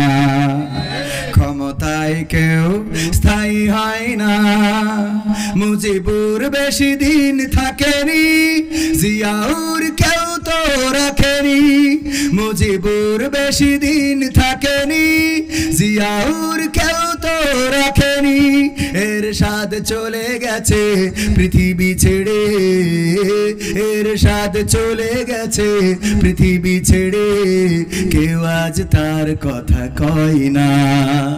ক্ষমতায় কেউ স্থায়ী হয় না, হাসিনা ক্ষমতা ধরে রাখতে আয়না ঘর বানিয়েছিল, জনগণের রোশন হলে দাদার দেশে পালিয়ে গেল। হাসিনা ক্ষমতা ধরে রাখতে আয়না ঘর বানিয়েছিল, জনগণের রোশন হলে দাদার দেশে পালিয়ে গেল। ডিবি হারুনের পাশে আর, ডিবি হারুনের পাশে আর পরিমণিদের দেখা যায় না। ক্ষমতায় কেউ স্থায়ী হয় না, হোক না সে হাসিনা কিবারে না, সে আরটা চিরকাল থাকে না। ঠিক না বেঠে? এই চেয়ার চিরকাল থাকবে না, চেয়ার ছাড়াই লাগবে। ক্ষমতার চেয়ারে যেই বসুক না কেন, আমার আগে আলোচনা করেছেন আশফাকুজ্জামান খান রনি, তার আগে আলোচনা করেছেন আমাদের আবু জর গিফারি ভাই, এমনি ভাবে ইতিপূর্বে আর অনেকেই আলোচনা করেছেন। আগামী বছর আবার এই মাহফিল হবে, নতুন নতুন বক্তা আসবে। 12টা বছর ধরে এই মাহফিলটা চলে। এই 12 বছরের মধ্যে প্রথম বছর যেই শ্রোতাগুলো ছিল তাদের মধ্যে অনেকে এখন কবর দেশে আছে না নাই? আবার আজকে যারা আমরা এখানে এসেছি, আমরা একটা বছর পরে আবার এই মাহফিলে আসতে পারবো, তার কোনো নিশ্চয়তা। রমাদানের রোজা চলে গেল, যারা রোজা রাখেন নাই চিন্তা করেছিলেন আগামী বছর রাখবেন, অনেকেই চিন্তা করেছে আগামী বছর আর রোজা ছাড়বো না। এই রমাদানের রোজাতে যারা রোজা রাখে নাই, ওগো আমার ভাইয়েরা, আগামী বছর আবার রমাদানের রোজা পাবে, এর কোনো নিশ্চয়তা আছে নাকি? মাঝে মাঝে মনে হয় মানুষ কেন বোঝে না, আল্লাহ রাব্বুল আলামিন এই রমাদানের রোজাকে ফরজ করে দিয়েছিলেন আমাদের উপরে। আল্লাহ পবিত্র কোরআনের সূরা বাকারার 183 নম্বর আয়াতে বলেছেন, ইয়া আইয়ুহাল্লাযীনা আমানু কুতিবা আলাইকুমুস সিয়াম কামা কুতিবা আলাল্লাযীনা মিন ক্বাবলিকুম লাআল্লাকুম তাত্তাকুন। ওগো ঈমানদারেরা, তোমাদের উপরে রমাদানের রোজাকে ফরজ করে দেয়া হলো যেমন ফরজ করা হয়েছিল তোমাদের পূর্ববর্তীগণের উপরে, যাতে করে তোমরা তাকওয়ার অধিকারী হতে পারো। আমরা সেই রমাদানের রোজা পালন করলাম না, এমন অনেক মানুষ আছে না নাই? আবার যারা রোজা পালন করেছে, তারাবি পড়েছে, লাইলাতুল কিয়াম করেছে, ইফতার করেছে, সাহরি খেয়েছে, শাওয়ালের চাঁদ উদয় হয়েছে, ঈদের নামাজ পড়ে জোহরের ওয়াক্তে আর মসজিদে পাওয়া যায় নাই, এমন আছে না নাই? আপনাদের এলাকায় আছে? আমার আব্বা উদাহরণ দিতেন, আমিও মাঝে মাঝে বলি, ঈদের নামাজ পড়ে বাড়িতে আসলাম, স্ত্রীকে খুঁজে পাওয়া যাচ্ছে না, স্ত্রীকে খুঁজে পাওয়া যায় না, কোথায় গেল? সন্তান কান্নাকাটি করে, আব্বা মাকে তো পায় না। আমি বললাম খুঁজে দেখো উত্তর পাড়া, দক্ষিণ পাড়া, আমি যাই পূর্ব পাড়া আর পশ্চিম পাড়া, খুঁজে দেখলাম কোথাও নাই। সন্তান এসে বললো, বাবা কোথাও পাওয়া গেল না। আমি বললাম অসুবিধা নাই, আমি তো আছি, তোমারে যাই হোক করে কষ্ট মষ্ট করে রান্না বান্না করে খাওয়াবো। 11টা মাস কষ্ট করে রান্না করে খাওয়ালাম। যখন রোজার চাঁদ উঠেছে, স্ত্রী পিছন দিকে এসে সালাম দিচ্ছে, আসসালামু আলাইকুম ইয়া স্বামী। আমি বললাম কে তুমি? বলতেছে আমি তোমার স্ত্রী। তোমার কি মনে নাই কে তুমি? আমার স্ত্রী কোনতে আসলে কেন? আমি তোমার ওই যে গতবার রমাদানের সময় তোমার সাহরির ভাত, পান্তা ভাত গরম করে দিছিলাম, তোমার ইফতারির সময় পাখা দিয়ে বাতাস করে দিছিলাম, তোমার সাহরির সময় ডেকে দিয়েছিলাম, তোমার তারাবির সময় পাঞ্জাবিটা আগিয়ে দিয়েছিলাম, তুমি যখন শুয়েছিলে কপাল টিপে দিয়েছিলাম। গোটা রমাদানের রোজায় আমি তোমারে খেদমত করেছিলাম। তারপরে কি হয়েছিল? সেদিন ঈদের চাঁদ উদয় হলো, ওই দিন আমি চলে গিয়েছিলাম মকসেদের সাথে, তারপরে চলে গেলাম শেখ হাসিনার বাসায়, ওখানে কয়েকদিন থেকে চলে গেলাম ওবায়দুল কাদেরের কাছে, সেখান থেকে আবার ফখরুল ইসলাম আলমগীর, তারপরে আবার জামাত আমিরের বাসায়, তারপরে গেলাম এমনি সেমনি ঘুরে গোটা বাংলাদেশ মেরে।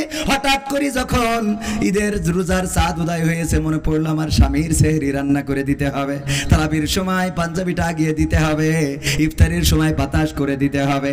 এই কথা মনে করে রমাদানের চাঁদ উঠেছে, আমি আবার তোমার খেদমত করার জন্য আসিছি। আমার সন্তানকে বললাম, খোকা তোর মারে আমি কি করব? আমার সন্তান বলছে, আব্বা যাই করো তাই করো, এই মার কিন্তু আর ঘরে তোলা হবে। কথা কয় না। একটা মাস আপনি তারাবি পড়লেন, সাহরি করলেন, রোজা রাখলেন, ইফতার করলেন, নামাজ পড়লেন, সকালের চাঁদ উদয় হয়ে গেল, আর আপনি দুনিয়ার কাজে মত্ত হয়ে পড়লেন। এই দল সেই দল, ওই দল এই দল করে বেড়ালেন। মসজিদে খবর পাওয়া গেল না, ভালো কাজের সাথে পাওয়া গেল না, আপনাকে আর আল্লাহর পথে পাওয়া গেল না, আর মসজিদে সিজদা দিতে পাওয়া গেল না, আর দান সদকায় পাওয়া গেল না। 11টা মাস পরে আবার যখন ঘন্টা বাদানের চাঁদ উদয় হলো, আর মসজিদে যেয়ে সামনের কাতারে বসে বলেন ইমামের তারাবির টাকা কিন্তু গত বছরের থেকে বেশি দিতে হবে। আছে না নাই? সামনে দাঁড়ায় 11 মাস ধরে ওর খবর নেই। ওই দিন যেই সামনে যায় নামাজ পড়তে বলে ইমামের কিন্তু অনেক আমরা কষ্ট দিই, সে অনেক কষ্ট করে, তাকে গত বছরের থেকে তারাবির টাকা বেশি দিতে হবে। এরম আল্লাহওয়ালা আছে না নাই? যারা 11টা মাস এমন ভাবে আল্লাহকে আল্লাহর ইবাদত করে না, 11টা মাস পরে যে ঢোকে একবার দুইবার তিনবার চারবার, আল্লাহ রাব্বুল আলামিন একবার দুইবার তিনবার ক্ষমা করবেন, চতুর্থবারে আর ক্ষমা করতে নাও। ফেরেশতাদের যদি বলেন ওগো ফেরেশতারা বলো দেখি এই লোকটা প্রতিটা বছর রমজান মাসে আসে আমার ইবাদত করে, তারপরে আবার শাওয়ালের চাঁদ উঠলে চলে যায় আর আমার ইবাদত করে না, কি করব? ফেরেশতারাই বলবে আল্লাহ এর আর তোমার ঘরে আর তুলা যাবে। ওই যে সন্তান যেমন বলে যে আব্বা এই মার কিন্তু আর নেওয়া যাবে, এটা তো কমন সেন্স দিয়ে বোঝার বিষয়, ঠিক কি না? আপনি বারবার আল্লাহর সাথে উপহাস করবেন, আল্লাহর সাথে প্রতারণা করবেন, এটা করা যাবে? সমাধান খুঁজে খুঁজে ক্লান্ত হয়েছো যারা, সমাধান যদি পেতে চাও সব পথ গিয়ে ভুলে কোরআন দেখো খুলে, সমাধান যদি নিতে চাও সমস্যা যত সব দূর করে দিবে রব, সমস্যা যত সব দূর করে দিবে রব, যদি তুমি যাও চেয়ে যাও সমাধান খুঁজে খুঁজে ক্লান্ত হয়েছো যারা, সমাধান যদি পেতে চাও সব পথ গিয়ে ভুলে কোরআন দেখো খুলে, সমাধান যদি নিতে চাও। কোরআন ধরি না বলে কোরআন পড়ি না বলে চারিদিকে হই লাঞ্ছিত, কোরআন জানি না বলে কোরআন মানি না বলে সব অধিকার বঞ্চিত, কোরআন ধরি না বলে কোরআন পড়ি না বলে চারিদিকে হই লাঞ্ছিত, কোরআন জানি না বলে কোরআন মানি না বলে সব অধিকার বঞ্চিত। মরিচিকার পিছে না ঘুরে মিছে মিছে, মরিচিকার পিছে না ঘুরে মিছে মিছে, কোরআনটা খুলে দেখে না সমাধান খুঁজে খুঁজে ক্লান্ত হয়েছো যারা, সমাধান যদি পেতে চাও সব পথ গিয়ে ভুলে কোরআন দেখো খুলে, সমাধান যদি নিতে চাও। কোরআনেই বলা আছে কোন পথে চলবে কোন পথে মিলবে মুক্তি, কোরআনেই লেখা আছে কোন পথে শান্তি কোন পথে আসবে শক্তি, কোরআনেই বলা আছে কোন পথে চলবে কোন পথে মিলবে মুক্তি, কোরআনেই লেখা আছে কোন পথে শান্তি কোন পথে আসবে শক্তি। আলে আর আলোয় প্রতারিত না হয়ে, আলে আর আলোয় প্রতারিত না হয়ে কোরআনটা খুলে দেখে না সমাধান খুঁজে খুঁজে ক্লান্ত হয়েছো যারা, সমাধান যদি পেতে চাও সব পথ গিয়ে ভুলে কোরআন দেখো খুলে, সমাধান যদি নিতে চাও। কোরআনেই খুঁজে পাবে সংসার নীতি আর কি হবে রাষ্ট্রের নীতি, কোরআনের আইন চললে দেশে দূর হবে সব দুর্নীতি। কথা বিশেষ হলো না মনে হয়? দুর্নীতি বন্ধ হবে না? হবে না? কোরআনের আইন যদি কায়েম হয় দুর্নীতি কি বন্ধ হবে? দু একজন একটু উঠাউঠি করছেন, গরমে না কষ্ট হয়ে যাচ্ছে? কোনটা? না এমনি রাত বেশি হয়ে গেছে? কোনটা? হ্যাঁ জরুরত আছে? শেষ করে দেব? শেষ করে দেব? এলাকার সন্তান, বেশি কথা এখানে বলা উচিত না। আমি শুনছিলাম আমার রকি যখন দাওয়াত নিয়েছে সে আমার বললো যে আমি এখানে বিশেষ আলোচক, তো আমি এটা ঠিকভাবে নিয়েছিলাম যে বিশেষ আলোচক হইলে ঠিক আছে, এলাকার সন্তান জিকর কাছে বিশেষ আলোচক হওয়াই উচিত, কারণ এলাকার সন্তান প্রধান বক্তা হইলে সেটা চলে না। এরপরে আবার এখানে আসার পরে যেটা দেখলাম খুবই বেকায়দা অবস্থা, এক বাড়ি পার্কিং আর এক বাড়ি বসাইলো আর এক বাড়ি ডাকে খাওয়ার জন্য, 3 বাড়ি যাইতে হবে। তো মনটা খারাপ হয়ে গেল, গেলামই না। এরপরে শুনলাম বিশেষ বক্তা তিনি কালেকশন করবেন, ওমা পরে তিনি কালেকশন না করে নেমে চলে গেল। জিজ্ঞেস করলাম কয় আমার কালেকশন করার কথা বলেই নাই আবুজার গিফারি ভাই। তো সব দায়িত্ব আমার পরে, ওয়াজ করবেন, গান গাবেন, কালেকশন করবেন, সব আমার পরে। এলাকার সন্তান আমার কথা শোনার জন্য বসে থাকে, আপনার মনে হয় তো টাকা চালিপদ্দ দেব? আমি তো ভয়তে চাচ্ছি না তাই অনেকেই উঠতেছে। এখনো মা বোনদের নিয়ে কিছু কথা বলার দরকার আছে না নাই? মা বোনদের কিছু নসিহা করা দরকার। মা বোনেরা অধিকাংশ জাহান্নামী। হ্যাঁ, তাই এখন যেভাবে মনে হচ্ছে যে তাতে লাস্টে তুলবো বলতে কি 12টার মধ্যে আবার শেষ করার কথা, তো আর বেশি টাইমও নেই, আর আধা ঘন্টা আছে। তো আমি আপনাদের কাছে একটু মাদ্রাসার হক আদায় করার জন্য আমি আমার রকি সাক্ষী, আমি বলছিলাম যে তুমি ওই অ্যাডভান্স দিয়ে 2000 টাকা ওইটা ফেরত দিয়ে 16 দিন বাড়ি চলে যায়, বলেছি তো? আমি বললাম ফেরত দিয়ে চলে যায়, যা যেভাবে অতিষ্ঠ করছিলেন, তা আপনারা একটু অতিষ্ঠ করেন না, আপনারা একটু সময় বসা যাবে ইনশাআল্লাহ। তা না হলে তো কথা আপনারা যদি বলতে না দেন, এমনিই তো সে লাইন হারাই গেছে অনেক আগে, তারপরে যদি আপনারা লাইন আরো হারাই দেন তো আমি হারাই যাবা না। বসা যাবে আর একটু সময় ইনশাআল্লাহ? আল্লাহ কবুল করুন, বলেন আমিন। তো ভাইরা আমার, কোরআনে সব সমস্যার সমাধান আছে না নাই? এই কোরআন আল্লাহর জমিনে কায়েম হোক, এটা চান কারা কারা একটু দেখতে চায়? সবাই চান? সবাই চান? কোরআনের আইন কি বাংলাদেশে দেখতে চান? সেই কোরআনের আইন যদি দেখতে হয়, এই মাদ্রাসার জন্য, মাদ্রাসায় যারা কোরআন পড়ে তাদের জন্য আমাদের একটু ভূমিকা রাখার দরকার আছে না নাই? আমি ব্যক্তিগতভাবে একটু সহযোগিতা করি, রকি সাহেব, আমি আগে সহযোগিতা করি, এই কাজটা করে তারপরে আমি শোনাবো। জহিরুল ইসলাম ভাই খোকন 2000 টাকা আল্লাহ দানকে কবুল করো, নেখায়াত দাও, মনের স্বপ্ন পুরা করো। আমি ব্যক্তিগতভাবে 500 টাকা দিলাম, আল্লাহ কবুল করে নাও। আমার বোর হায়াত বাড়াও, আমার যাহাই হোক, ও ঠিক থাকুক, ওই বাড়িটা ঠিক না রাখলে আমার আজকে খাওয়া লাগবে না। ভাইরা আমার, আমি দিয়ে শুরু করলাম, আপনারা জানো, আপনারা না, আল্লাহও এটা পছন্দ করেন। আল্লাহ বলেছে এই আল্লাযিনা আমানু লিমা তাকুলুনা মা লা তাফআলুন, ও ঈমানদারেরা এমন কথা বলো না যা তোমরা কাজে পরিণত করো না। তো এই জন্যই আমাদের স্টেজ থেকে শুরু করেন, যে যা দেবেন আপনারা। আমার আশফাকুজ্জামান রনি ভাই কইছে আমার জন্য চাপা চাপি করবেন না, আসলে ওনার চাপা চাপি কত করব? প্রতিটা মাহফিলে 50,000, 10,000, 20,000 এটা দেয়াই লাগে। আলহামদুলিল্লাহ 500 টাকা দিলেন আমার আত্মীয়, আমার বাবার পক্ষের আত্মীয়, দাদার পক্ষের আত্মীয়। আল্লাহ শিল্পী গান গাক দিন আমি চলে যাই। শিল্পী এক ব্যাগ সিমেন্ট আল্লাহ কবুল করো। তাহলে 53-54 হলো, আল্লাহ দানকে কবুল করে নাও, নেখায়া দিয়ে দাও, মনের নেক মাকসাদ পুরা করে দাও।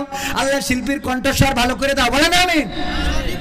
সজীব ওরে ইয়ে কোনে ছিল, ওর একটু জুমো খাই কপালে, ওই এতক্ষণ কোনে ছিল, কইছে মানে লাস্টে মজা দেখি, তারপর মানে হুজুরির ঘাম ঝরাই নিয়ে তারপরে। সজীব ভাই কয় ব্যাগ? নারে তাকবীর। তাহলে 54 আর 5 কত? 59। বাকি আছে 60 হতে কয় ব্যাগ? তো ফোন করলেন কোনে, তা কি হইলো? আমার বউ এক ভাগ দিয়েছে। ও মামা আসলে তা কবেন না আপনি, আল্লাহ এইরামই তো হইতে হবে, সেইরাম বর সেইরাম বউ, খবরটার জন্য নিকে বিকে করতে দিন না। না রে তাকবীর, আর রিস্ক নেবেনই না এই বয়সে, আল্লাহ করুন। কারণ এখন তো বেকায়দা অবস্থা, বেকায়দা অবস্থা না। আগে তো নিকে করলে গোলমাল হইতো, রাগ করে বাড়িতে চলে যেত, এখন রাগ করে যায় না, ডাইরেক্ট কেটে নিয়ে চলে যাচ্ছে। ঠিক না বে ঠিক? কথা কয় না, এই সত্য বললাম না, আমি ছা বললাম? তাহলে সভাপতির স্ত্রী এক ব্যাগ কয় ব্যাগ হইল? 60 ব্যাগ হয়ে গেছে না? আলহামদুলিল্লাহ। আমার যদি দ্বিতীয় ব্যাগটা বক্তা করতো, তা 60 ব্যাগ কেন, তোকে মাদ্রাসা আজকে দোতলা বানাই দিতে বাড়ি চলে যেত। ঠিক ঠিক। কিন্তু পাকামো করা যায়, সব এক গর্তের মধ্যে পুড়িয়ে দিয়েছে। হ্যাঁ, সব তো অনুরোধ। তাহলে আর কোনো যুবকরা আর কিছু দেবে? একটা কথা বলবো, শেষ কথা। আল্লাহ কোনো কিছু করলেই বলে 70 গুণ সওয়াব বাড়াই দেবো। কয় গুণ? তা আমার মনে হচ্ছে 60 যখন হয়েছে, তাহলে 70টা করে ঠিক গেলে একটা লাইন মতো জায়গায় থাকতো, তাই না? এটা লাইন মতো হইতো না? তা আমি 2-1টা গান গাচ্ছি, এর মধ্যে একটু মনে করি, দেখি যে এই 10 জন ভাগ্যবান কারা, একটুখানি নামটা লিখাই দেবেন, আমি দোয়া করে দেবো ইনশা। আজকালকের ছেলেরা বই নিয়ে আর বসে না, ও বাবা গুগলে সার্চ করিয়া পড়ে।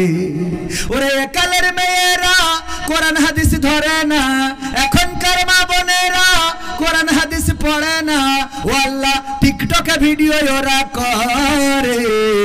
আজকালকের ছেলেরা বই নিয়ে আর বসে না, গুগলে সার্চ করিয়া পড়ে। আগের সময় প্রেম করিলে মুরব্বীরা বলতে পাইছো কি, এখন বলে শখ করিয়া বাবু তুমি খাইছো কি? কথা কয় না যুবকরা, ঠিক না বেঠে? আগের সময় প্রেম করিলে মুরব্বীরা বলতে পাইছো কি, এখন বলে শখ করিয়া বাবু তুমি খাইছো কি? লজ্জা শরম নাই, আইলাম কোন জামানাই, লজ্জা শরম নাই, আইলাম কোন জামানাই, ভবিষ্যৎ দেখি অন্ধকারে। আজকালকের ছেলেরা বই নিয়ে আর বসে না, ও বাবা গুগলে সার্চ করিয়া পড়ে। ভাইরে বেশি করে ফেলালেন না? নতুন করে হয়েছে চালু, এখন আবার কন্টেন্ট পরিচয় করাই দেখি, এই আমার গার্লফ্রেন্ড। কথা কয় না, ঠিক না বে ঠিক?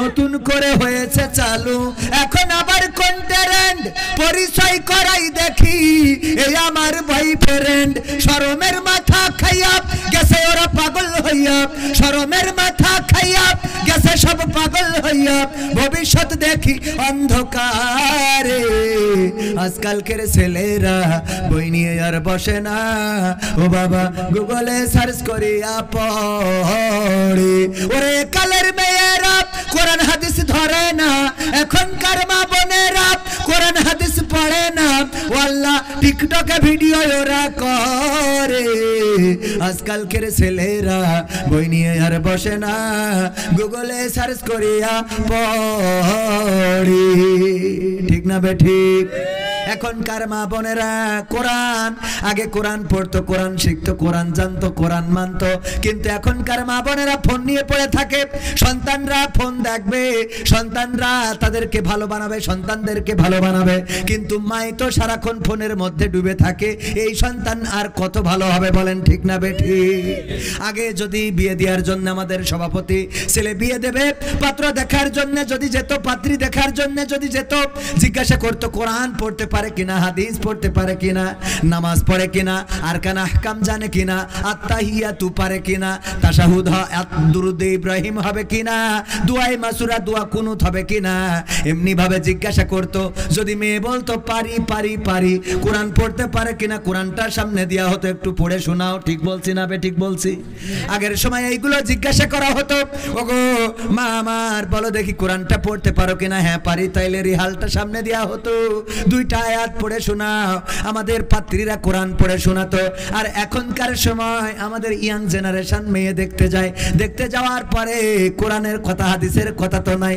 যে এই জিজ্ঞাসা করে ভাবি আপনার টিকটকে ফলোয়ার্স কতজন ঠিক না বে ঠিক টিকটকে ফলোয়ার্স কত ফেসবুকে রিলস ভিডিও দিলে ভিউজ কেমন হয় ইউটিউব কি মনিটাইজেশন করা আছে অ্যাকাউন্ট নাম্বার বসানো আছে আপনি কি স্টার পেয়েছেন ঠিক না বে ঠিক এইগুলো এখন জিজ্ঞাসা করা হয় আহা আল্লাহ হেদায়েত নসিব করুন বলেন আমিন এরপরে আরো অনেক কথা আল্লাহ রাব্বুল আলামিন বলেছেন ওয়া করনা ফি বুয়ুতিকুন্না ওয়ালা তাবাররাজনা তাবাররুজাল জাহিলিয়াতিল উলা ওগো নারীরা পর্দার মধ্যে থাকো জাহেলি যুগের মেয়েদের মতো সাজুগুজু করে নিজেদেরকে প্রদর্শন করে বেড়ায়ও না কিন্তু এখনকার মা বোনেরা সাজুগুজু ছাড়া বের হয় শুধু বের হয় তা না এখন আবার ঘরে ঘরে বিউটি পার্লার ঠিক না বে ঠিক এই বিউটি পার্লার কে দিয়েছে হ্যাঁ বিউটি পার্লার আছে না নাই বিউটি পার্লারে খুব কায়দা করে সাজুগুজু করে রাস্তায় বের হয়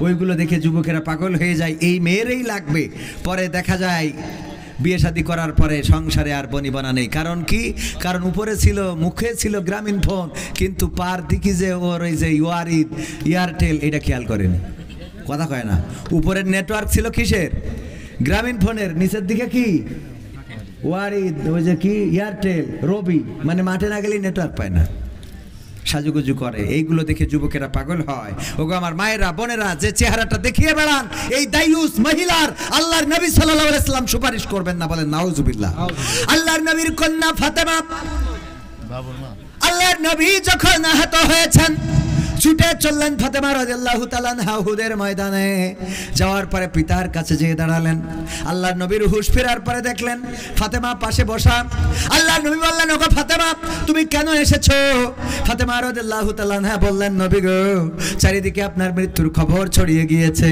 আমি কি করে বাড়িতে বসে থাকি আমার কলিজার টুকরা বাবা মৃত্যু হয়ে গেছে এমন খবর শোনার পরে কি করে আমি বাড়িতে বসে থাকবো এই জন্য ছুটে এসেছি আল্লাহর নবী বললেন ওগো ফাতেমা তোমার বোরখার মধ্যে একটা ছিদ্র দেখা যায় ছেঁড়া জায়গা দেখা যায় যেই জায়গা দিয়ে তোমার গায়ের রং দেখা যায় বলো দেখি ওই ছেঁড়া জায়গা দিয়ে তোমার গায়ের রং কি পৃথিবীর কোনো মানুষ দেখেছে নাকি ফাতেমা রাদিয়াল্লাহু তাআলা আনহা বললেন ওগো নবী গো আমি যখন শুনেছি আমার পিতা বেঁচে নাই গোটা মদিনায় খবর ছড়িয়েছে নবী মুহাম্মদ শহীদ হয়ে গিয়েছেন এটা জানার পরে আমি ছুটে চলে এসেছি আমার বোরখায় যে ছেঁড়া এটা আমি ভুলি নাই আমি ওই অবস্থার মধ্যেও আমার ছেঁড়া জায়গাটা আমার বোরখার ছেঁড়া জায়গাটা মুট করে ধরে নিয়ে এসেছি, পৃথিবীর কোন মানুষ আমার এই ছেঁড়া জায়গা দিয়ে আমার গায়ের রং দেখতে পারে নাই। আল্লাহর নবী বললেন, ওগো ফাতেমা শুনে নাও, যদি তোমার ওই বোরখার ছেঁড়া জায়গা দিয়ে পৃথিবীর কোন মানুষ তোমার গায়ের রংটা দেখে ফেলতো, আমি নবী পরকালের ময়দানে তুমি আমার কন্যা এই পরিচয়টা দিতাম না। আল্লাহু আকবার বলবেন না? তুমি যে আমার কন্যা, অথচ এত ভালোবাসার কন্যা ছিলেন। যখন আল্লাহর নবী সফরে বের হতেন, সবার শেষে দেখা করতেন ফাতেমা রাদিয়াল্লাহু তাআলা আনহার সাথে, আর বাড়িতে ফিরে এসে সবার আগে দেখা করতেন ফাতেমা রাদিয়াল্লাহু তাআলা আনহার সাথে। আল্লাহর নবী বলেছেন, যদি কেউ আমার ফাতেমাকে কষ্ট দেয় সে যেন আমাকে কষ্ট দেয়, আর যদি কেউ আমার ফাতেমাকে খুশি করে দেয় সে যেন আমি নবীকে খুশি করে দেয়। বলেন আল্লাহু আকবার। এই ভালোবাসার কন্যা ফাতেমাকে আল্লাহর নবী সাল্লাল্লাহু আলাইহি সাল্লাম এত ভালোবাসার পরেও গায়ের রং যদি পৃথিবীর মানুষ দেখে ফেলতো ওই পরকালের ময়দানে, আল্লাহর নবী বলেছেন আমি তোমার কন্যা বলে পরিচয় দিতাম না।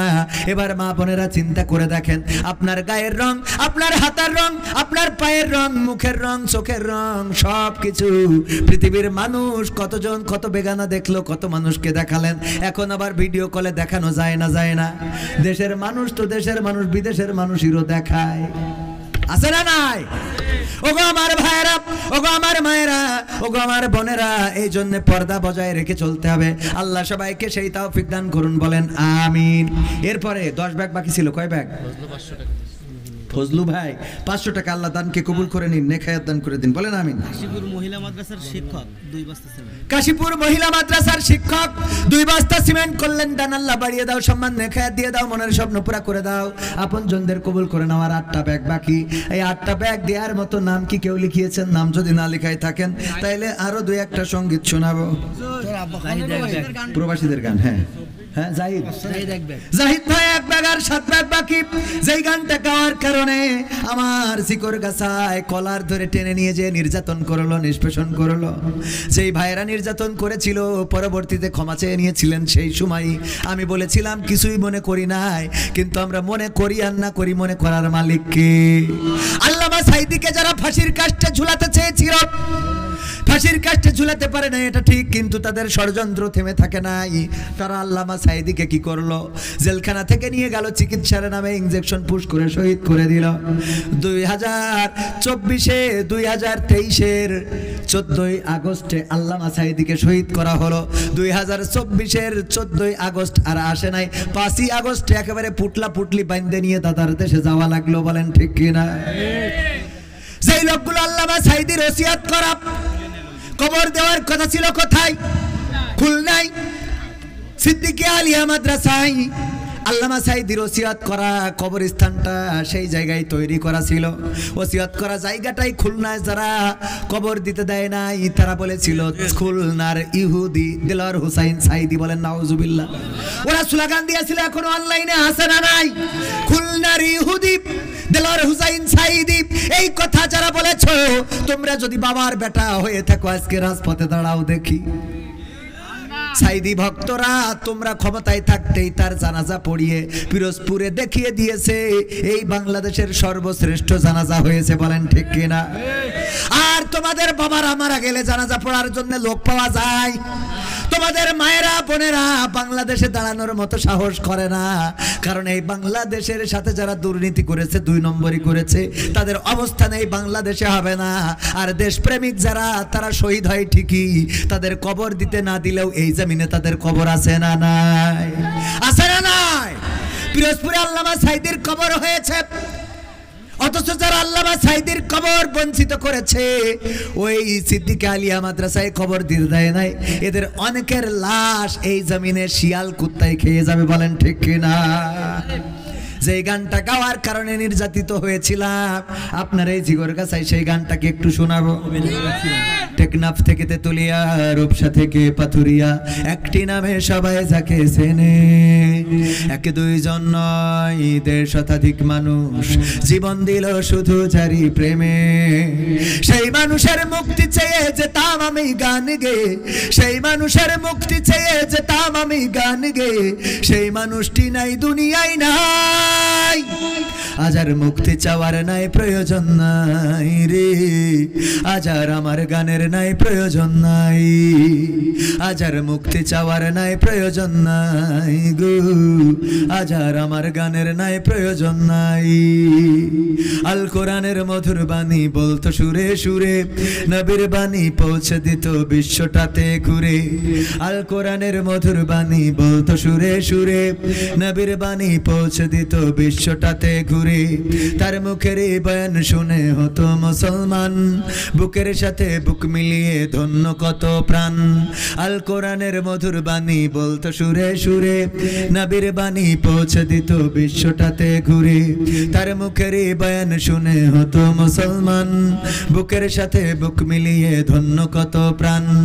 সেই মানুষের মুক্তি চেয়ে যেতাম আমি গান গেয়ে, ওই মানুষের মুক্তি চেয়ে যেতাম আমি গান গেয়ে, সেই মানুষটি নাই দুনিয়ায় নাই। আজ আর মুক্তি চাওয়ার নাই প্রয়োজন নাই গো, আজ আর আমার গানের নাই প্রয়োজন নাই, আজ আর মুক্তি চাওয়ার নাই প্রয়োজন নাই রে, আজ আর আমার গানের নাই প্রয়োজন নাই। লাখো লোকের সমাগম হতো তার সে মাহফিলে, এসব দেখে বাতিলের জানি কলিজা যেত জ্বলে।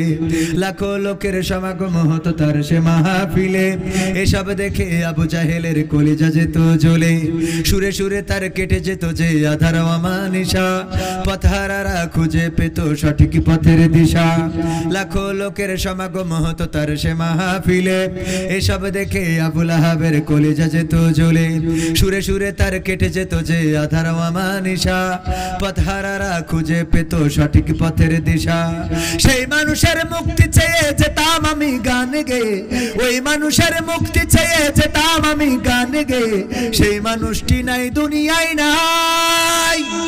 আজ আর মুক্তি চাওয়ার নাই প্রয়োজন নাই রে, আজ আর আমার গানের নাই প্রয়োজন নাই, আজ আর মুক্তি চাওয়ার নাই প্রয়োজন নাই গো, আজ আর আমার গানের নাই প্রয়োজন নাই। টেকনাফ থেকে তেতুলিয়া, রূপসা থেকে পাথুরিয়া, একটি নামে সবাই যাকে চেনে। এক দুইজন নয়, ১৫০ শতাধিক মানুষ জীবন দিল শুধু যারি প্রেমে। সেই মানুষের মুক্তি চেয়ে যেতাম আমি গান গেয়ে, ওই মানুষের মুক্তি চেয়ে যেতাম আমি গান গেয়ে, সেই মানুষটি নাই দুনিয়ায় নাই। আজ আর মুক্তি চাওয়ার নাই প্রয়োজন নাই রে, আজ আর আমার গানের নাই প্রয়োজন নাই, আজ আর মুক্তি চাওয়ার নাই প্রয়োজন নাই গো, আজ আর আমার গানের নাই প্রয়োজন নাই। এই গানটা বাংলাদেশে গাইতাম যে আমি সেই মানুষের মুক্তি চেয়ে যাই। এই গাওয়ার কারণে, এই গান গাওয়ার কারণে আমাকে ঝিকরগাছায় ধরে নিয়ে শুধুমাত্র কৈফিয়ত চাওয়া হলো যে রাষ্ট্র যাকে যুদ্ধাপরাধীর মামলায় রায় দিয়েছে তার বিরুদ্ধে গান গেয়ে কি আপনি রাষ্ট্রদ্রোহী পাপ করেননি? আমি বললাম সে রাষ্ট্রের কাছে অপরাধী হতে পারে, কিন্তু আমাদের কাছে একজন কোরআনের খাদেম, একজন মুফাসসির গোটা বাংলাদেশে তাফসীর করেছেন, যার আলোচনা শুনে তাওহীদি জনতারা জাগ্রত হয়েছে, যার আলোচনা শুনে পথহারা মানুষেরা পথের দিশা পেয়েছে, যার আলোচনা শুনে অন্যান্য ধর্মাবলম্বীরা ইসলামের আলোয় আলোকিত হয়েছে, কোরআনের আলোয় আলোকিত হয়েছে, কালেমা পড়ে মুসলমান হয়েছে, জান্নাতের পথটা খুঁজে পেয়েছেন। এই কোরআনের পাখির পক্ষে গান গায়। রাষ্ট্র কাকে রায় দিয়েছে তার বিপক্ষে বা তার পক্ষে নয়, বরং আমি শুধুমাত্র একজন কোরআনের তাফসীর কারক তার পক্ষেই কথা বলি, তার পক্ষেই গান গায়। অপরাধ এটাই, আমাকে জয় বাংলা বলতে হলো, জয় বঙ্গবন্ধু বলতে হলো। এরপরে বলা হলো যে ভবিষ্যতে সাবধান, বাজারগুলোতে উঠতে দেয়া হতো না, ঘোষণা দেওয়া হয়েছিল। এমনকি নাম বলবো না, এই অঞ্চলের একজন কুলাঙ্গার নেতা ছিলেন, আমার ব্যাপারে ফেসবুকে স্ট্যাটাস যে একটা গুপ্ত ভাইরাস ঝিকরগাছায় আছে, যে জামাতের এজেন্ডা নিয়ে কাজ করে বেড়াচ্ছে, তাকে যদি এই মুহূর্তে দমন করা না যায় তাহলে ঝিকরগাছাকে নিরাপদ করা যাবে না। আমাদের দমন করে তোমরা নিরাপদ হতে পারবে না, বরং আমাদের রক্ষা করলেই তোমাদের নিরাপত্তা আসবে। কারণ ইসলামী আন্দোলনের নেতা কর্মীরা অন্যায়ভাবে কারো ঘাড়ে লাঠি মারে না, তারা রাসূলের থেকে আদর্শ পেয়েছে, ক্ষমা করার উদারতা, এমন পক্ষ ইসলামী আন্দোলনের নেতা কর্মীদের আছে। দেখাতে পারবেন কোন ইসলামী আন্দোলনের নেতা কর্মীরা কারোর বাড়ি যে বাড়ি ঘর ভেঙেছে? দেখাতে পারবেন একটা? ভাঙে নাই। বরং এই মানুষদেরকে রক্ষা করলেই তোমাদের রক্ষা হয়ে যেত। রক্ষা করার মালিককে? তোমরা যাদেরকে এই দেশ থেকে বিতাড়িত করতে চেয়েছো তারা কিন্তু এই দেশে আছে। আমরা মরলেও লাখ টাকা, বাঁচলেও লাখ টাকা। আমরা তো শহীদি তামান্না নিয়ে ঘুরে বেড়াই, আমরা তো মরার জন্য প্রস্তুত। আমরা বলেছি প্রথমে যে আয়াতে কারিমা তেলাওয়াত করেছিলাম, মনে আছে? ইন্না সলাতি ওয়া নুসুকি ওয়া মাহইয়ায়া ওয়া মামাতি লিল্লাহি রাব্বিল আলামিন, সূরা আল আনামের 162 নম্বর আয়াত মনে হয়। আমার হাফেজ সাহেব আছেন, উনি আমার ঠিকানা তানজিমুল কোরআন ক্যাডেট মাদ্রাসা। আমি একটা মাদ্রাসা করেছি জানেন আপনারা, ছুটিপুরে। আবাসিক চালু হবে আগামী 13 তারিখ থেকে। 180 জন ছাত্রছাত্রী আমরা প্রথম বছরেই, আমাদের ক্যাপাসিটি নাই, ছিল 120, কিন্তু 180 জন নিতে হয়েছে। প্রতিনিয়ত ফেরত দিতে হয় ছাত্রছাত্রী। উনি সেই মাদ্রাসার শিক্ষক, আমার থেকে অনেক বড় আলেম, অনেক বড় ওয়াইজিন, অনেক বড় কোরআনের। ওনার কাছ থেকে আজকেও কোরআন শুনে এখানে আসছে, ঠিক তো? বললাম ভাই একটু কোরআন পড়ে না। আমি তো কিছু না, আমি তো এমনি মনে করেন এই ওই যে খালি ঢোল বাজে বেশি, এই করি মনে করেন। আমার খালি টাকা বেশি নেওয়া ছাড়া আর অন্য কোনো যোগ্যতা আছে বলে মনে হয় না। বাকি যোগ্যতা ওনাদের, কিন্তু ওনারা টাকা পায় না। এই হলো সময়, ওনাদের একটু টাকা দিলে ভালো করে নিতে পারতো। যাই হোক, ওনাকে সাথে করে নিয়ে আসছি এই মাদ্রাসায়। এই মাদ্রাসাটা করেছি, এই মাদ্রাসার হিফজুল কোরআন বিভাগ হবে খুব তাড়াতাড়ি। তো আমরা এই ঝিকরগাছা চৌগাছায় আমরা আসি বলেই ইসলামকে বা কোরআনকে, হাদিসকে এইভাবে নিয়ে যাচ্ছি। আমাদের যে কথা বলছিলাম, আমার পথ হারিয়ে ফেলছি, যে আমরা বলেছি ইন্না সলাতি ওয়া নুসুকি ওয়া মাহইয়ায়া ওয়া মামাতি লিল্লাহি রাব্বিল আলামিন। আমাদের জীবনকে আমরা কুরবানি করেছি কার রাস্তায়? আল্লাহর রাস্তায়। সুতরাং তোমরা আমাদের মারলে সেটাকে আমরা অ্যাকসেপ্ট করি, কারণ আমরা শহীদ হতে চাই, ঠিক না বেঠিক? শহীদের ওপারে কি শাহাদাতের তামান্না নিয়ে ঘুরে বেড়াই। তো আমাদেরকে ভয় দেখায় কোনো লাভ নাই। আমরা যতদিন বেঁচে থাকবো ততদিন আল্লাহর পথে কাজ করে যাব, যতদিন বেঁচে থাকবো কোরআনের পথে কাজ করে যাবো। তোমরা আমাদেরকে মারবা, আমরা তো জান্নাতে যেতে চাই। সুতরাং মেরে আমাদের জান্নাতের পথটা আগিয়ে দাও। সিমেন্ট আর কে দিয়েছে? মুকুল মিয়া 3 ব্যাগ। আমার মুকুল মিয়া দিয়েছে 3 ব্যাগ। তাহলে কয় ব্যাগ হয়েছে? 65। কয় ব্যাগ হয়েছে সিমেন্ট? 66। আর বাকি আছে 4 ব্যাগ। তাহলে আরো একটা গান মনে গাইতে হবে। আমার বাংলাদেশের প্রবাসীদের গল্প বলি শোনো, আমার ঝিকরগাছার প্রবাসীদের গল্প বলি শোনো। এ গল্প তো কল্পনা নয়, তোমরা কি তা জানো? ও ভাই, এ গল্প তো কল্পনা নয়, তোমরা কি তা জানো?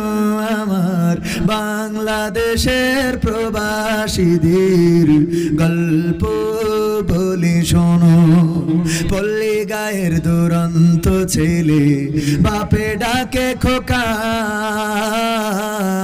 হঠাৎ করে ঢুকলো মাথায় বিদেশ যাওয়ার পোকা। রোগে শোকে ক্লান্ত পিতা, খাটার নাই উপায়, বেকার ছেলের এমন কথায় বাবাও দিল সাই। ক্ষেতের জমি হালের গরু বিক্রয় করে দিয়ে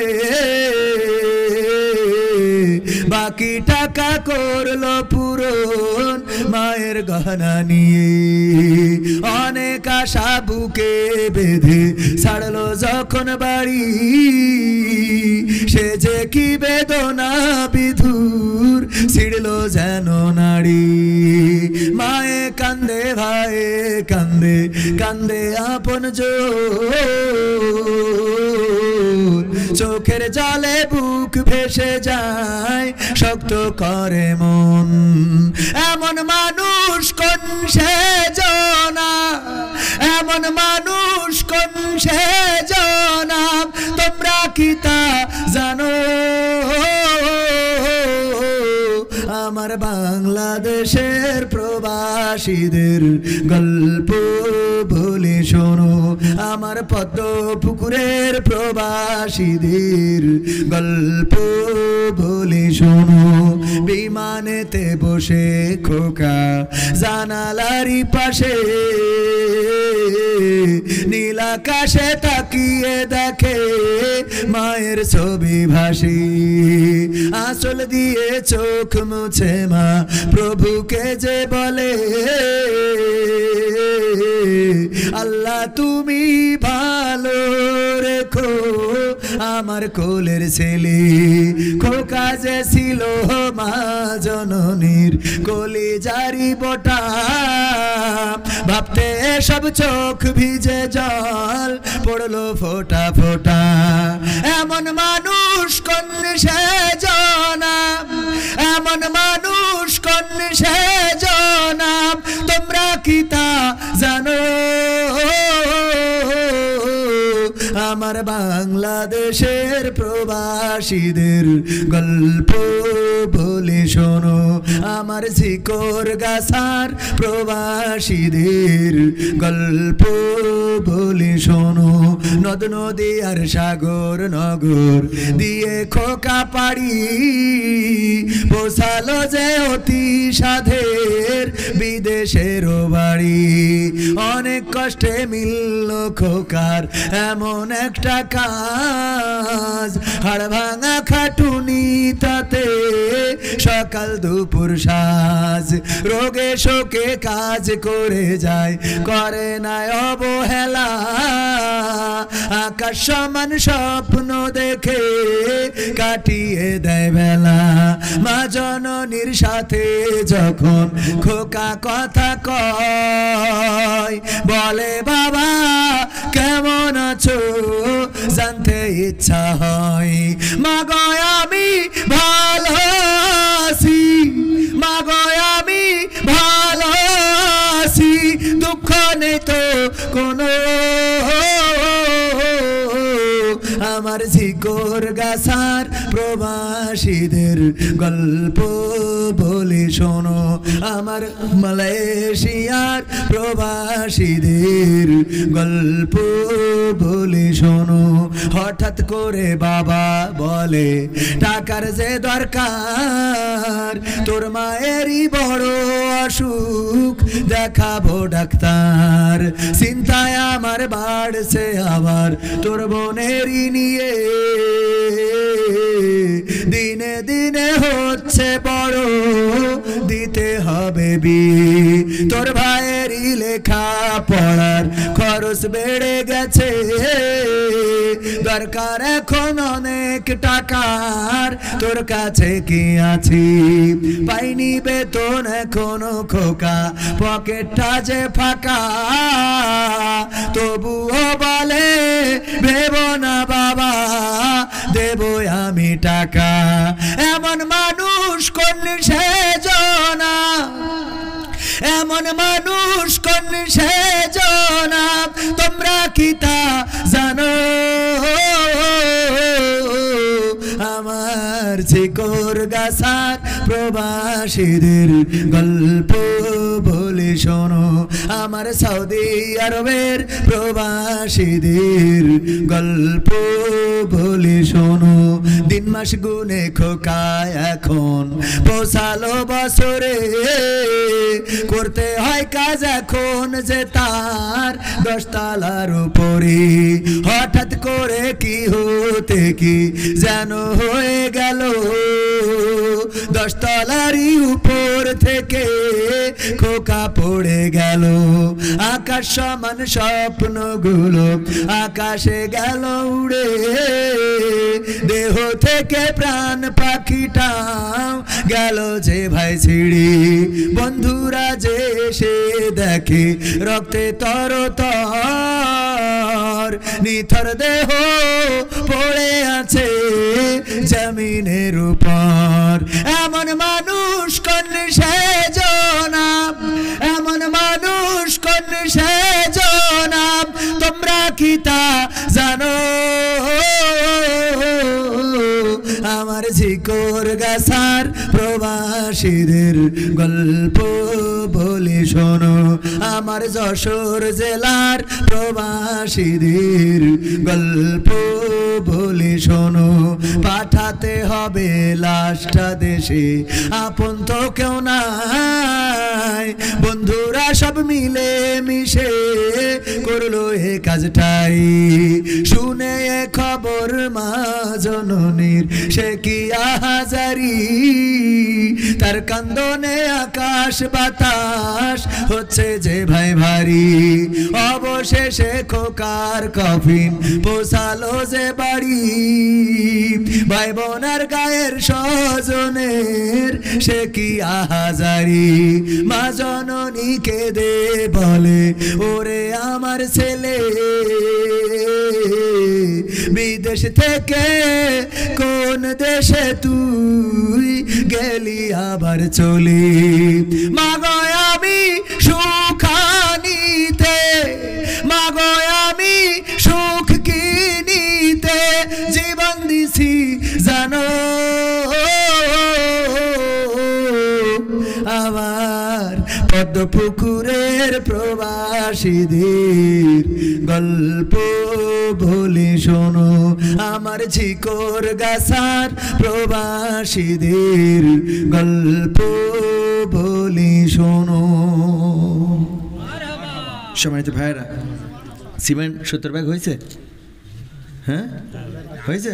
কবির 500, কবির ভাই 500। আল্লাহ তানকে কবুল করেন। খেতে 70 ব্যাগ হয়েছে তো সত্যি?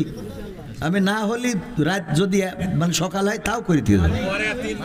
পরে আর 3 ব্যাগ দিয়েছে, তাহলে তো হয়ে গেছে। আর 1 ব্যাগ বাকি ছিল, মানে আর 1 ব্যাগ দেবে, নাম বলেনি, তাহলে 70 ব্যাগ হয়ে গেছে। আলহামদুলিল্লাহ। আপনারা খুশি তো?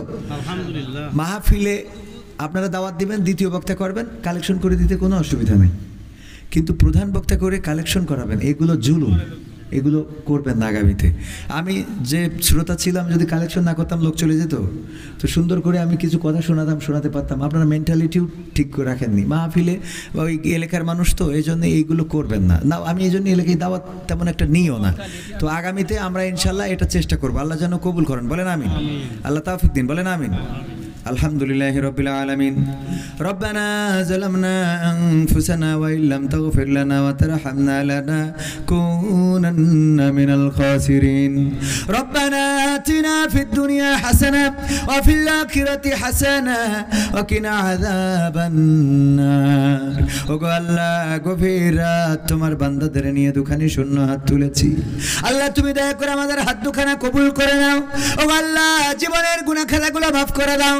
তোমার কাছে কাজ করে ফরিয়াদ করি, তুমি দয়া করে